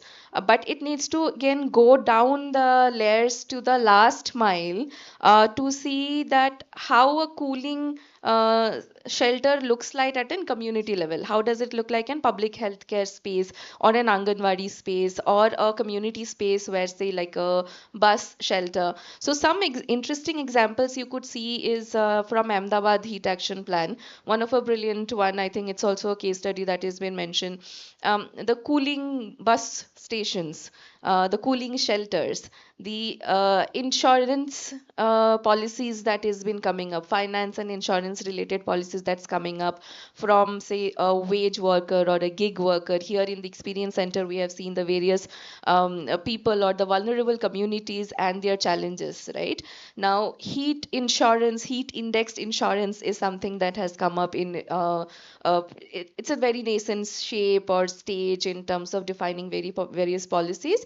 But I think every institution has to think alike and come together, leverage the evidence that we are building. I think this is a beautiful place to start, because here we are talking about knowledge, here we are talking about acceptance, we are talking about building evidence. Now, this evidence itself will help you to shape a policy. If you want to leverage this for education, and add it in national education policy, and say that our curriculums should have one chapter on or heat smart schools, or heat stress that is affecting the children in education, or the transport. So at every level, at agriculture level, at housing level, the Pradhan Mantri Awas Yojana, can the Awas Yojana bring in various kind of infra related solutions, or the stakeholders who are either the manufacturers, the vendors, the platform providers, the market systems, are they into the picture? Do they know that heat is a challenge, and we have the solutions that can be provided? For example, in our work, we are trying to design a platform to provide climate smart products and services for vulnerable communities. And this is a sector agnostic. This is not for any particular community or particular geography, but we are trying to identify locally led solutions, innovations, talent, technology, and AI, and how can policies help us in defining those platform, in building our innovative pipelines, in providing, say, entrepreneurship program, the Prime Minister entrepreneurship program, how can they be leveraged and they can reach to the young innovators? So when you're talking about young people, how do they reach these young innovators and provide them with, say, startup funds to help identify and innovate new products and services? So overall, I think there are multiple ways to look at it. There has been some momentum that has already started in the policy space with discussions, and acceptance. It's a matter of all of us coming together in forums like this to discuss and take this discussion forward, with our collective experience and expertise that we come from, be it from any sector, be it from built environment, agriculture, community development, traditional practices, documentation. But let's come together and join hands and see that how can this evidence be built, and can move from not only a single layer. Today we are talking about young people in Karnataka. There are 21 million young people in Karnataka. How many of them can actually participate here?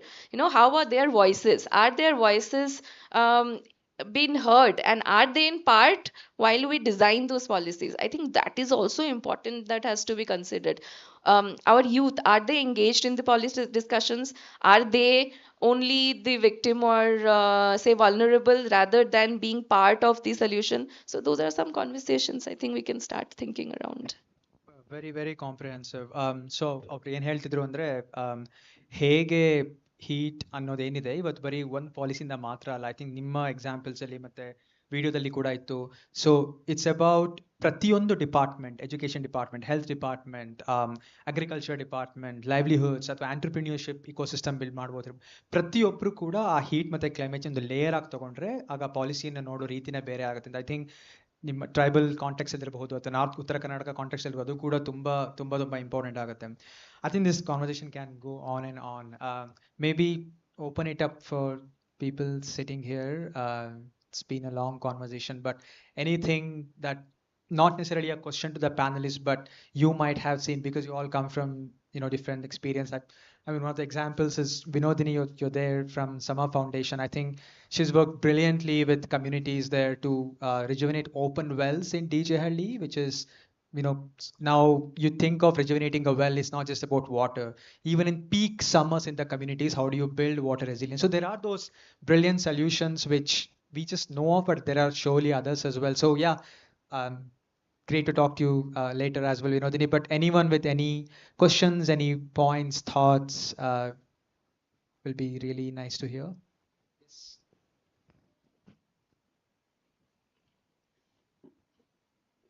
Yeah, we have mics coming to you, so if you can just maybe raise your hand or stand up, they'll know who to give the mic to.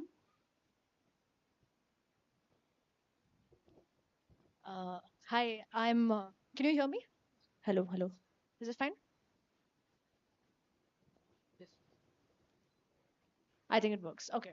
Yeah. Hi, I'm Rucha. I'm from Christ University. So, a couple of friends and I, we came to attend today's events. Lovely discussion.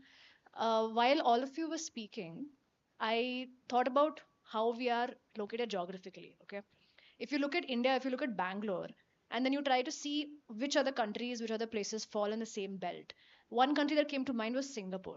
So Singapore, what they've done is, like, one of their leaders or prime ministers has specifically said that air conditioning essentially saved our economy. It is the reason, it is the root for our growth and development, because they're also an anomaly within their region. Within Southeast Asian economies, Singapore stands out as the, harbinger, the more first world country, as you will. So when I look at that and I look at their policies of there has to be air conditioning everywhere, no matter where you are, even if it's the small cafe, restaurant, washroom, also they have air conditioning available, and that in turn help them get their populations working better, better productivity, standard of living, etc., etc. Then I look at the West and they have policies of, so for example, you have a snow day. When it rains too heavily, when it snows too heavily, you have offs over there. I have classmates, I have friends who are researching that India, especially places like Maharashtra, should have a heat day. So when it's too hot, you should be just declared you stay at home. I myself am trying to do research into how health insurance indexes and, you mentioned, categorizes heat wave related diseases, right? And especially in the public health sector, if you go in all these public hospitals, etc. So my question is, when I hear all this and then I hear the traditional modes of medicine, traditional modes of living, even our clothing originally was designed for hotter climates, right? As a young person, as maybe if I put my shoes as a policymaker, I'm confused. I don't know which way to go. I don't know where if I should embrace the technology, the policies that the West and countries like Singapore had, or should we just go back and do what was working for us all these, decades, centuries before all of this came in. So, what are your thoughts on this? What do we do? What do you think?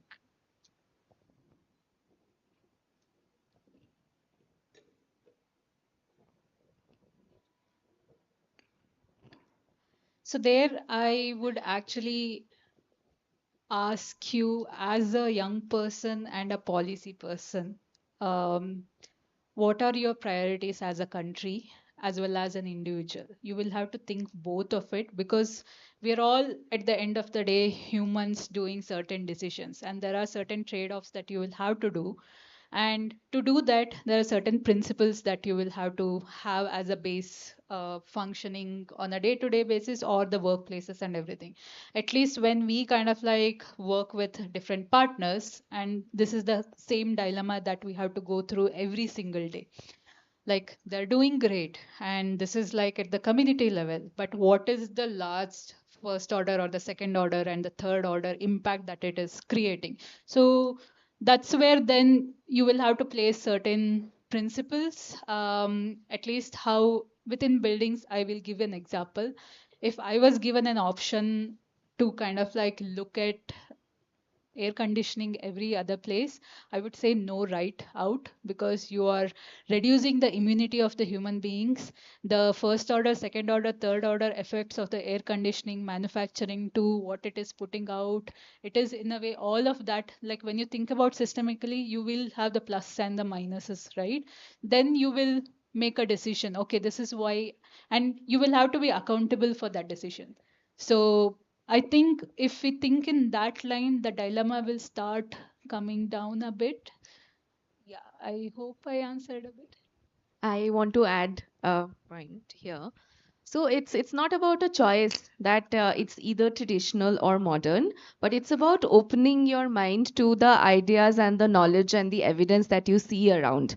So many a time, so if take the context of food systems, in traditional food we used to have 110 varieties of rice in itself.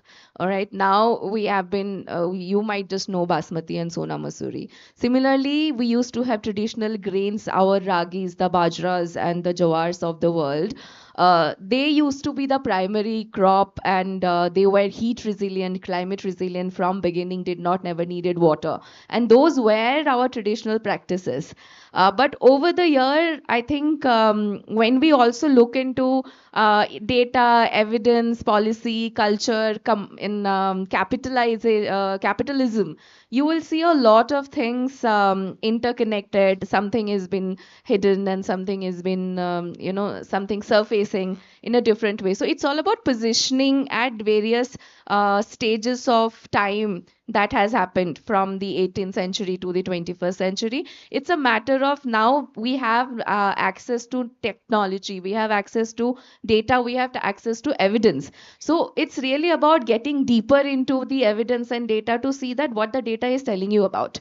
Now, simply the traditional grains are coming back, the traditional medicines are coming back, because they are also been proven by technology, they are being backed by evidence, and they are also weighing, leading a way forward. So if you as a policymaker have to take a decision, you will obviously take a decision based on future predictions. And we now have tools and platforms and solutions and people to back up those evidence and build your, data on and your consensus about that. So that pretty much would help in shaping your perspective about an policy, which will affect not present but in the future context when we are talking about climate change and heat. Super important question. The Singapore example you mentioned, right? So you can sit also, please. Yeah, I think the important part over there is it was not privatized, so it was a public decision. It was a government decision. Now I don't know how many people watched IPL for the 2-3 months. Every second over, the ad was the air condition companies, right? So now the climate change is actually an opportunity for the, I think you mentioned capitalism. So if it's about accessibility of cooling, unfortunately it's being taken up by the whole, yeah, it's like which is a better AC, which, we provide better service, but who can afford it? Ones who already have cars with super cooling system, right? So the whole cooling solutions for the next few years, it becomes very critical. I think it's great that you actually saw it from policy perspective. How does the policy maker, or how do policy makers actually take a step back and think it from perspective where, yes, I want to cool the whole country, but as Akshata was saying, cooling means you're generating more heat. So it's also a question of access to energy. That means more thermal power plants. That means we need to generate more energy, that in itself will have the ripple effect. So it's about a policymaker being not just creative but also sense making everything, and then actually being it in the hands of someone who can take a decision. It becomes accessible and equitable to everyone. Otherwise we'll have, I don't want to name the companies, but same thing with, I think, with Delhi and air purifiers, right? So it's a big thing, but does everyone have an access to air purifier? No, unless it becomes an agenda or a mandate for the government, and with an angle of that is it won't create a ripple effect of problems, then it is, I think. But yeah, great question. So anyone else, any questions?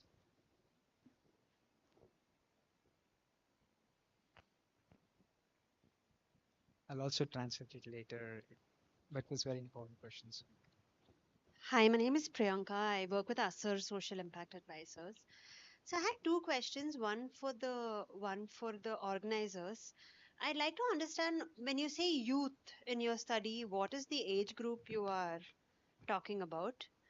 And my second question is for the two community leaders. I want to understand, maybe you could translate it for them in Kannada. So, I want to understand because of heat, climate change, migration, etc., are they seeing an increase in child marriage in their respective areas, specifically in the hotter districts? To answer the first question, obviously, I think there's no set number. We all like to believe that I'm also young. We're all young as well. But I think it's a very important question, because I think we generally sort of look at 16 or 18 to 35 sort of an age, but there was this beautiful thing that was said by one of the colleagues in West Africa, that a young person in Africa, or even in a rural context, the opportunities that you get, right, it's very different from when you are in the urban space. So a 38, 39-year or 40-year-old person in a rural sort of context might have had an equal opportunity, might even not have had equal opportunity compared to a 20-year-old urban person. So we didn't keep it as a very like restrictive number, but we sort of look between 12, 14, 16 to late 30s. Correct me, Swasti team, if it's, yeah, okay. So the question for, I think you was with the change in, sorry, temperature ಜಾಸ್ತಿ ಆಗ್ತಿದೆ, climate change ಜಾಸ್ತಿ ಆಗ್ತಾ ಇದೆ, ನೀವಿಬ್ರು ಕೂಡ ಈ ಒಂದು social impact ಬಗ್ಗೆ ಅಂದ್ರೆ ನಿಮ್ಮ ಕಮ್ಯುನಿಟೀಸ್ ಮೇಲೆ ಇಂಪ್ಯಾಕ್ಟ್ ಬಗ್ಗೆ ಮಾತಾಡಿದ್ರಿ. ನೀವು ಎಸ್ಪೆಷಲಿ ಚೈಲ್ಡ್ ಮ್ಯಾರೇಜ್ ಏನಿದೆ ನಾರ್ತ್ ಕರ್ನಾಟಕದಲ್ಲೂ ಈಗಲೂ ಕೂಡ ಅದು ಸ್ವಲ್ಪ ಮಟ್ಟಿಗಿದೆ, ನಿಮ್ಗೆ ಗೊತ್ತಿಲ್ಲ ಆ ಕಾಂಟೆಕ್ಸ್ಟ್ ಅಲ್ಲಿ. ಸೊ ಈ ತರ ಒಂದು ಬದಲಾವಣೆಗಳು ಏನಾಗ್ತಿದೆ, ಮೈಗ್ರೇಷನ್ ಜಾಸ್ತಿ ಆಗ್ತಿದೆ, ಎಕನಾಮಿಕ್ ಇಂಪ್ಯಾಕ್ಟ್ ಆಗ್ತಾ ಇದೆ, ಅದು ಈ ತರ ಒಂದು ನಿಮ್ಮ ಸೋಷಿಯಲ್ ಕಾಂಟೆಕ್ಸ್ಟ್ ಮೇಲೂ ಅಥವಾ ಕಲ್ಚರಲ್ ಕಾಂಟೆಕ್ಸ್ಟ್ ಮೇಲೂ ಏನಾದ್ರು ಇಂಪ್ಯಾಕ್ಟ್ ಆಗ್ತಿದೆಯಾ? ಚೈಲ್ಡ್ ಮ್ಯಾರೇಜ್ ರೀತಿಯ ಒಂದು ಬೇರೆ ಬೇರೆ ಸಮಸ್ಯೆಗಳು ಕೂಡ ಜಾಸ್ತಿ ಆಗ್ತಿದೆಯಾ ಅನ್ನೋ ಪ್ರಶ್ನೆ ಅವ್ರದ್ದು.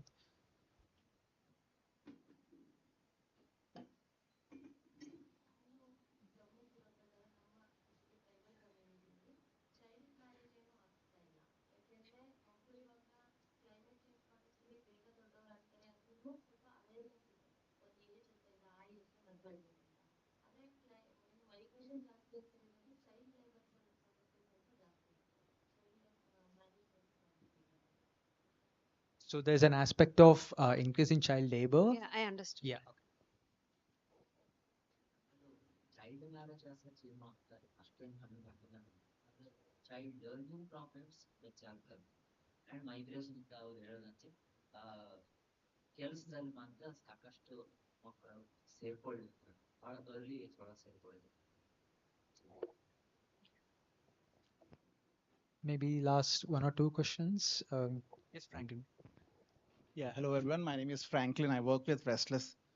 And yeah, just to thank the panel. I think it's a very diverse panel as such on what the rich diversity you bring through.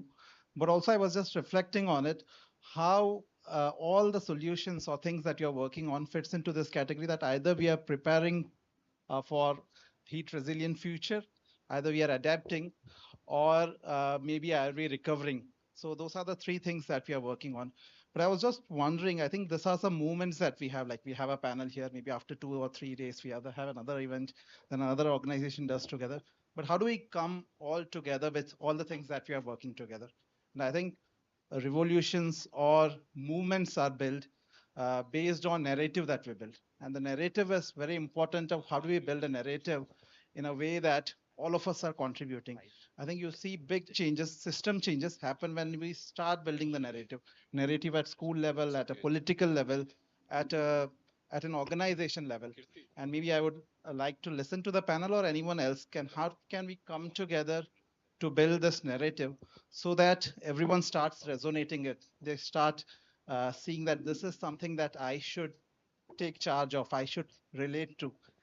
And maybe Akshita or some funders, if there is something that you are thinking to invest on, or is there something already exists where we can come together and pitch in? So yeah. Thanks, Franklin. I was also going to put you in spot, Akshita. So I think you bringing in different change makers, champions, organizations together from the, now if you can wear the cap of, the institution that you're part of. Yeah, if you could answer it, like, are there any examples, or how are you looking at it from an institution which has that, I wouldn't call it as power, but opportunity to support such initiatives from at different angles and lenses, so that whoever in the panel here can come together, the communities, the system thinkers, and the practitioners and everyone. Yeah. Thanks, Franklin, for putting me on the spot. But to answer, actually, at least me individually, and then working a lot on the buildings, what I've seen is whenever something like heat, flood, or cyclone comes in, it is treated as a separate problem that needs to be solved. Instead, if the narrative can be built along with the others that are there, say now when education is being discussed, how heat is going to be, like she raised a very important point of like having that as part of the training to the teachers or to the students or to the caretakers and everyone also, right? So how do what the narrative that we think about travels to the different efforts that are also happening? It's something which we have to figure out and then think about, because I'll give the example of what's happening in buildings and the heat. There is that whole dialogue of health, making it personal and making it real to the people, because we are all living in the buildings. And then where is health being impacted? From the heat, from the places we are living in, and the materials. So there is those opportunities that are there, where plugging in heat as a problem also as cause for multiple things that needs to be looked at, like heat impacting the agri, heat impacting the nutrition, all of this, right? Instead of curating a separate narrative for that, can we curate it as palletize it for the multiple systems that are working towards solving? Like, the climate action plan and the heat action plan shouldn't be separate.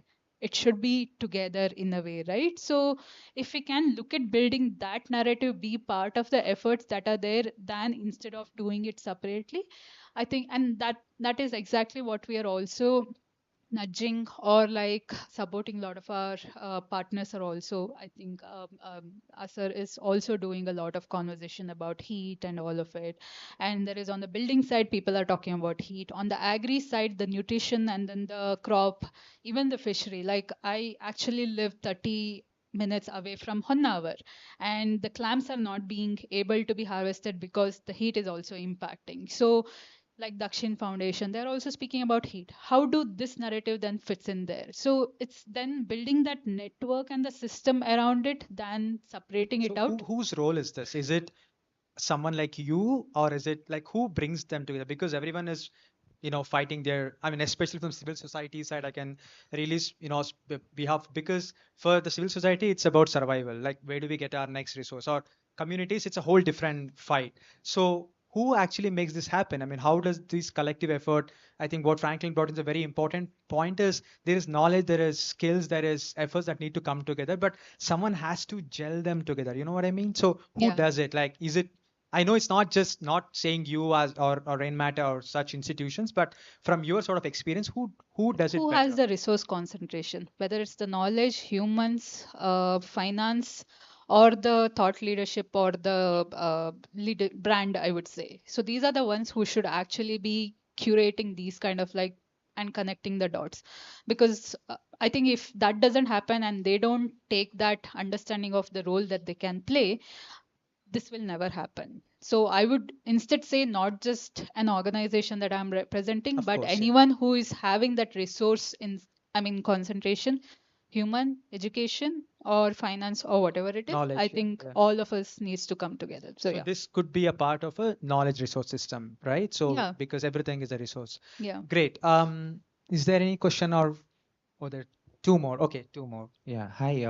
I just want to add on the conversation is going on. My name is Anish, and I've recently joined Socrates. Earlier, I worked with Hasirudala. So, I missed your name from Restless Development. Yeah. So, as he mentioned that how do we all come together as organizations? So, this is a maybe something stupid what I'm telling. Maybe many of you all would have thought of. But if you see in every industry, there are associations, and these associations have representatives from each of their corporate companies who come together and only do lobbying work with the government and bureaucrats. So why are we not doing lobbying work? Maybe some of us are doing, maybe mostly the founders are doing it. But I think every organization should have one person particularly only to do this lobbying work with advocates, bureaucrats, making political connects, and one single association, and it can have a president, secretary, and get some few funds, and they only do this work. Because I've also worked for a association like this. It was called Association of Healthcare Providers India. So it's just an association who raise the voice for all the hospitals and pharmaceutical companies of India. Like for example, a lot of government pays like this Ayushman Bharat and all of these amounts to these hospitals, right? So there are crores and crores of amount of money which is pending yet to be received to Manipal, Fortis. So all these people make a consortium and they do only lobbying work. So maybe that's one idea which we can try on. Yeah. No, great point. I think it really touches with the whole Samaj Sarkar Bazaar sort of definition, where how do we really give voice to Samaj, where a lot of different things are happening in Samaj. How do we go? I mean, unfortunately, the whole lobby word might even be like not considered great in the whole civil society sector. So, anyone, any quick response? So it sort of connects to the previous question as well. Uh, I mean, my individual thoughts is yes, he's right. Because when we have a fundraising team, why not a ecosystem connecting or a connector as a person? And someone who is thinking about the system level, understands the third order effect and everything, also is something which is required for the kind of the work each civil society organizations are doing. So I would say, why not? They have all the resources to do it. So all we need is then heat impact coalition advocacy supported by Rain Matter, with all of us coming together. Last question. Yeah. Okay, I'll try to keep it quick. Hi, nice to meet you. It was really good hearing all of you speak. So I am currently doing MA in Contemporary Art Practice, and we are, as a class, very particular about not using any sort of generative AI at all. So now I did hear, I think Ms. Sulipta Das mentioning about integrating AI systems into such efficient sort of like understanding climate, etc., which I completely understand. Some systems do perhaps need it. But now with a lot of people just using AI for literally anything and everything, we are thinking from the point of view of diminishing creativity and probably loss of brain cells, perhaps. But so as a from a more climate perspective, we do know that AI is impacting the whole world in a very, again, drastic manner. So how are you as climate activists or researchers, how do you think, and also from a policy perspective, India is also becoming very AI sort of pro AI. So they're building such data centers, etc. Right? So how do you think, as researchers and activists, and also from like policy perspective, how do you think you should be raising awareness in that sense? Great question. Yeah, for sure the soil cannot be, enriched with AI, nor the seeds can be protected unless we do it. So Very important and timely question, very interesting. Uh, but AI is, there's a trade-off for everything, for that matter, the technology. Even that is also very relevant for AI. So the amount of data centers that would be required and the amount of water resources that would be required, the Bezos already said that, the water might be more required for AI. So this is this acknowledgement that artificial intelligence is going to stay, and there will be trade-offs in terms of resources, in terms of more exploitation, in terms of more challenges. But there is also an conscious exploration, or there is an altruistic perspective to it, wherein you think about a balance, where you think about a restoration or an ecological restoration, while you cannot stop AI to proliferate, because the people who are behind technology and data and AI are beyond a certain level, where simply artist activism might not help, or a policy intervention might not help. But really understanding the conscious decision making that you yourself have taken, that not using in terms of in to save the integrity of original thinking, or to stop that, so that has to stay consistent.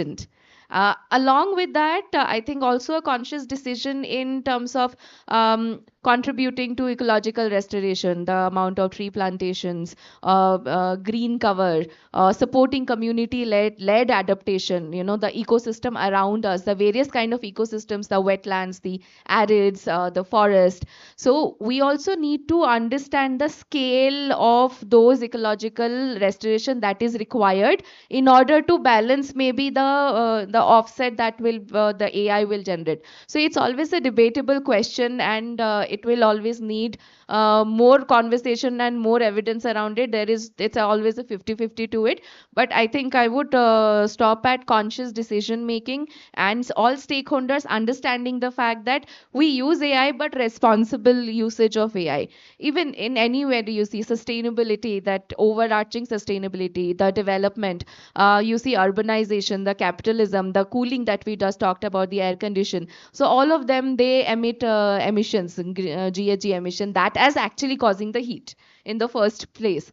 But we have not been able to solve that problem since 1972. since the Brundtland Commission, right? Now, this is also telling us giving us the same signals that things might not change, but you as a youth has the power to make conscious decisions, take correct actions and responsibilities, and contribute wherever possible for you to at least see that, so what can be saved, how can we still protect our nature, how can we save our biodiversity, okay, be it where we can I think it's a very Buddha perspective, but what we can control is something itself we should focus on rather than thinking about the things that is beyond in our control or in our power.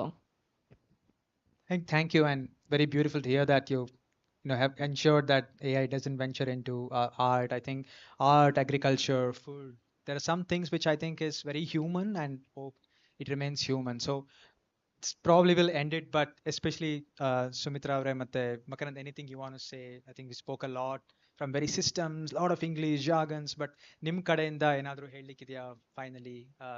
Just opening it up. It's okay, ಇಲ್ಲ ಅಂದ್ರೆ not putting in spot, but yeah. So thank you so much. Been an engaging panel. I think we had 35 minutes. I don't even know how long we went, but thanks so much for sitting it through. And hopefully it was an interesting one. Hopefully won't just go into the annals of one more panel happened on climate and heat. Hopefully at least some of it actually comes to reality. But thank you so much. But thank you so much for sitting for so long, and no one has even touched water, maybe apart from a couple of you. So hope it was engaging. Thank you so much.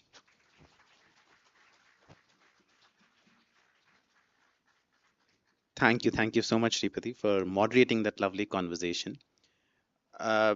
My biggest takeaway from this discussion, conversation, was collective action. Right? That means when we come together, when minds come together, a lot can happen. So let's try to have a small demonstration of that collective action here in this room. When we think of heat or summers, what do we want during the heat and the summers is normally rains to cool us down. So let's do one thing. Let's try to make it rain indoors.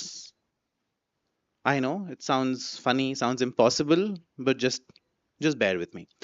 So ಈಗ ನಾವೇನ್ ಮಾಡ್ತೀವಿ ಅಂತಂದ್ರೆ, ನಾವು ಅದೇ ಹೇಳ್ತಿದ್ದೆ, ಈ conversation discussion ಏನು ನಡೀತು ತುಂಬಾನೇ ಇಂಟ್ರೆಸ್ಟಿಂಗ್ ಆಗಿತ್ತು, ಸಾಕಷ್ಟು ಮಾಹಿತಿಗಳು ಸಿಕ್ತು.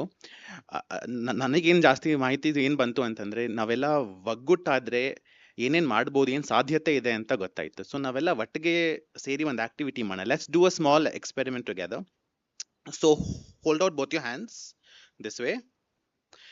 I'm showing the power of collective action. Just now that you're following me, it's collectively being followed. But yes, choose any one hand to, so you have hands like this, choose any one hand to turn one finger up. Yes. Okay. So, and slowly, so one hand is fully five, one hand is a one finger up, and then slowly start tapping. Yeah, so it's like the pitter patter of raindrops. And now let's go to two fingers. It's a little higher. Three fingers now. Oh, the rain's intensified. ಮಳೆ ಜೋರ ಆಗ್ಬಿಟ್ಟಿದೆ ಈಗ. And let's go to four fingers. It's a little more. Four, and then five fingers. There's a storm. Thank you. ತುಂಬಾ ಧನ್ಯವಾದಗಳು. This is just a small, simple activity just to show how when we all come together, a lot can happen. So with one finger, it's just a small drizzle, but when all five fingers come together, it resembles a storm. Right. Now we heard what the panelists had to say. Now we would like to hear from you. So I'd like to invite KK to take you through a small exercise. Okay, I'm going to request all of you to take out your phones, please, and scan this QR code.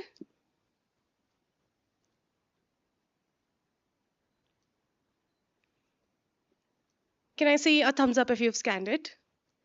Okay, awesome. I'm going to give everybody 20 more seconds. Okay.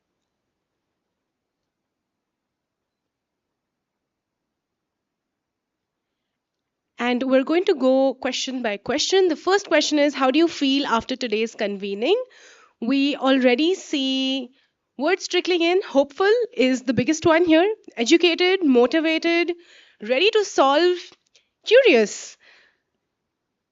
insightful, interested, intrigued. I will wait for almost all of us to respond before moving on to the next question. Okay. What is one insight you are taking away from today's convening? Any one thing?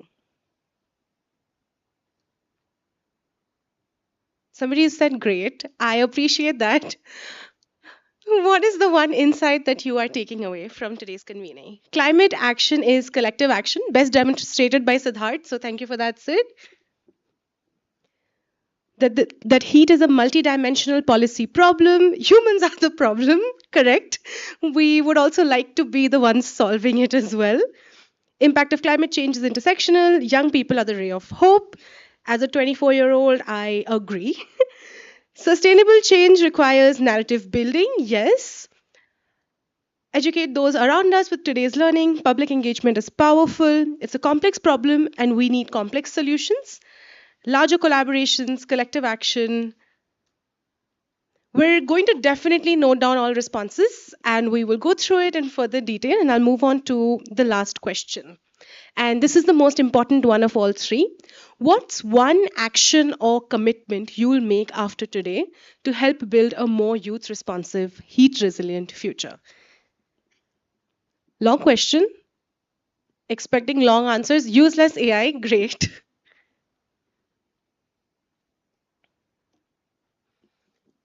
Treating gig workers better in this heat. Absolutely. Don't have children. Very interesting answer. Won't have children. One more. I fear, Shri, this is another 24-year-old somewhere in the audience. Drink more water, advocate, create conversations, research on data centers and heat, cycle more, share the knowledge and support, spread awareness about the importance of green cover and saving our plants and trees. Be more patient. Look for allies for movement building. You have lots of allies in this building, in this room. So please make use of that as we break for tea and networking. Amp up my health insurance. If you need any info on health insurance, contact me or Shirupa. We have plenty of experience. Speak to and listen to the youth, bring empathy and systems into the conversation, and lobbying for climate resilient architecture. Thank you. Thank you, everyone. It's incredibly inspiring to see the commitments, some of them funny, some of them serious, but all of them increasingly personal and important in today's growing warming world. And today's discussions remind us that addressing heat is not the responsibility of one person or one institution, and it requires collaboration across government, researchers, development partners, communities, and most importantly, young people. As we move towards the close of today's program, I would like to invite one very important person who hasn't spoken yet, Shovik Pine, Partnership Monitoring Manager, India Restless Development, to deliver the vote of thanks. Please welcome Shovik with a huge round of applause. He's been a big anchor for this entire project.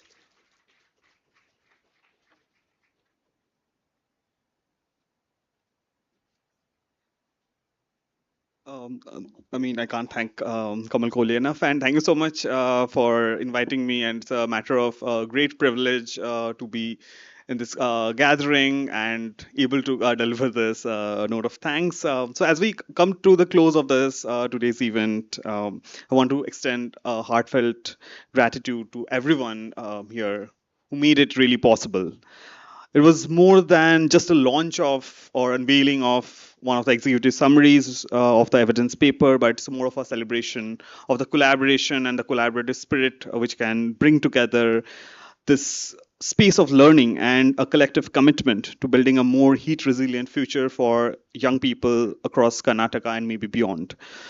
We begin by expressing our sincere thanks to the National Gallery of Modern Arts and the Ministry of Culture for graciously hosting us in this beautiful space. Your support has really provided the perfect setting for conversations that we hope will inspire meaningful action. And a big shout out to all the staff and the technicians around who ensured that the seamless event flow.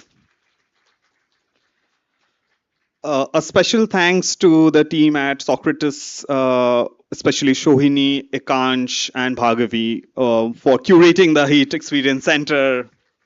and anchoring all the logistical and engagement with securing this place and making this happen. Again, a big round of applause to the Socrates team.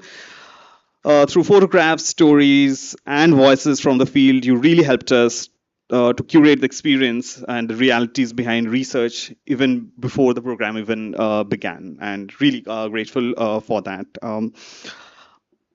Our grateful and heartfelt appreciation definitely goes out to the co-hosts, Swasti, Health Catalysts. A very big round of applause to Shrirupa, Mariam, Kamal Kohli, Siddharth, Satish, for their unwavering partnership, leadership, and commitment throughout this journey. Thank you so much for the creativity, the countless hours of work behind the scenes you all undertook to make this event really come to life. And the report is just a reflection of what collaborative work can achieve. I still remember it was hardly 2 months ago while I was at a cafe with Sri Rupa, just sharing some random abstract concepts about this entire initiative. And Swasti team really brought this entire abstract and transmuted it into a reality. Thank you so much, Swasti team, for doing this. We also like to thank and acknowledge the valued partners, People Tree, Dakshin Foundation, Scope, Hasradallah, whose expertise, field engagement, and commitment enriched this research and ensured that diverse perspectives across Karnataka were represented. A very special thank you goes out to the youth advisory group members, few of whom were definitely on the panel, and unfortunately, if you couldn't make it to the event. Your ideas, your questions, lived experiences, and leadership really shaped this research from the beginning, and definitely is going to further enrich as we move towards the final publication in itself. This report truly reflects that principle of being of, by, and for young people.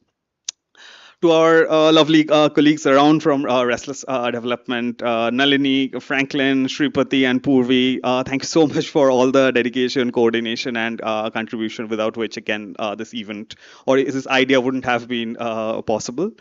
Most importantly, we extend our deepest gratitude to the hundreds of young people across Karnataka who shared their stories, experiences, challenges, and hopes with honesty and courage. Your voices are the heart of this report, and we hope today's launch marks the beginning of many more such opportunities for those voices to shape policy and action. And finally, thank you to all the distinguished guests, colleagues, and friends for taking the time out and coming here. Your presence really demonstrates that building climate resilience is a shared responsibility, and the meaningful change begin through partnerships like the ones we represented today in this room. As we leave today, we hope to carry with us one important message that young people are not only living with the realities of climate change, they're already leading the way towards the solutions as well. Thank you once again for your time, commitment, and participation. Hope you all have a lovely evening, and please do join us for the small tea and snacks we have and more conversations. And once again, thank you so much.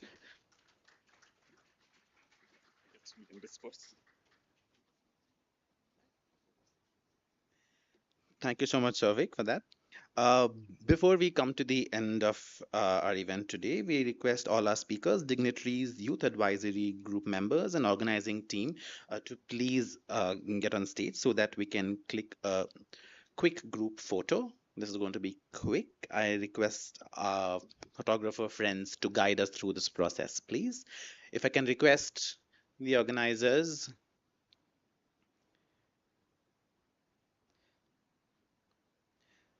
all the speakers, all the dignitaries to come on stage so that we can take a quick group photo.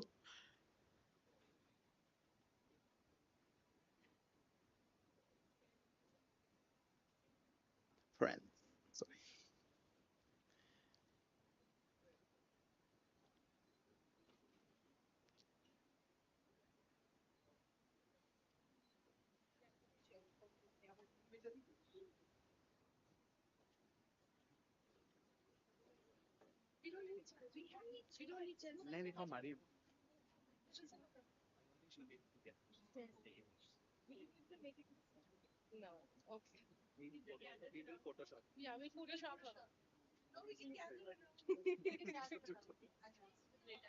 Yeah, sure.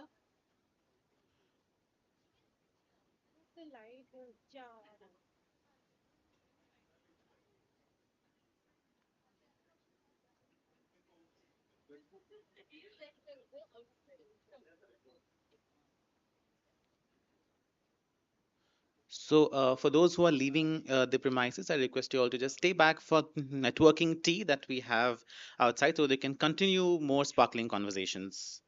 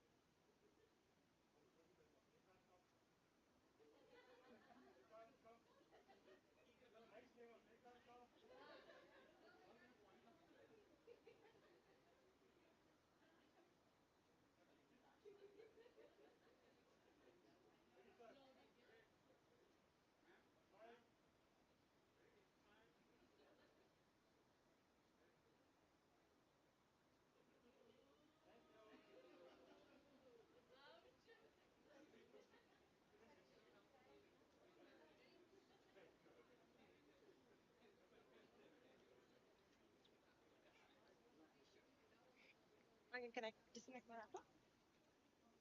Should I say should I say any of this? I don't need more. You don't need. It's a very हो गया खत्म. I think everything went smoothly. okay. Thank you so much, everyone, and please enjoy tea and conversations and safe travels home.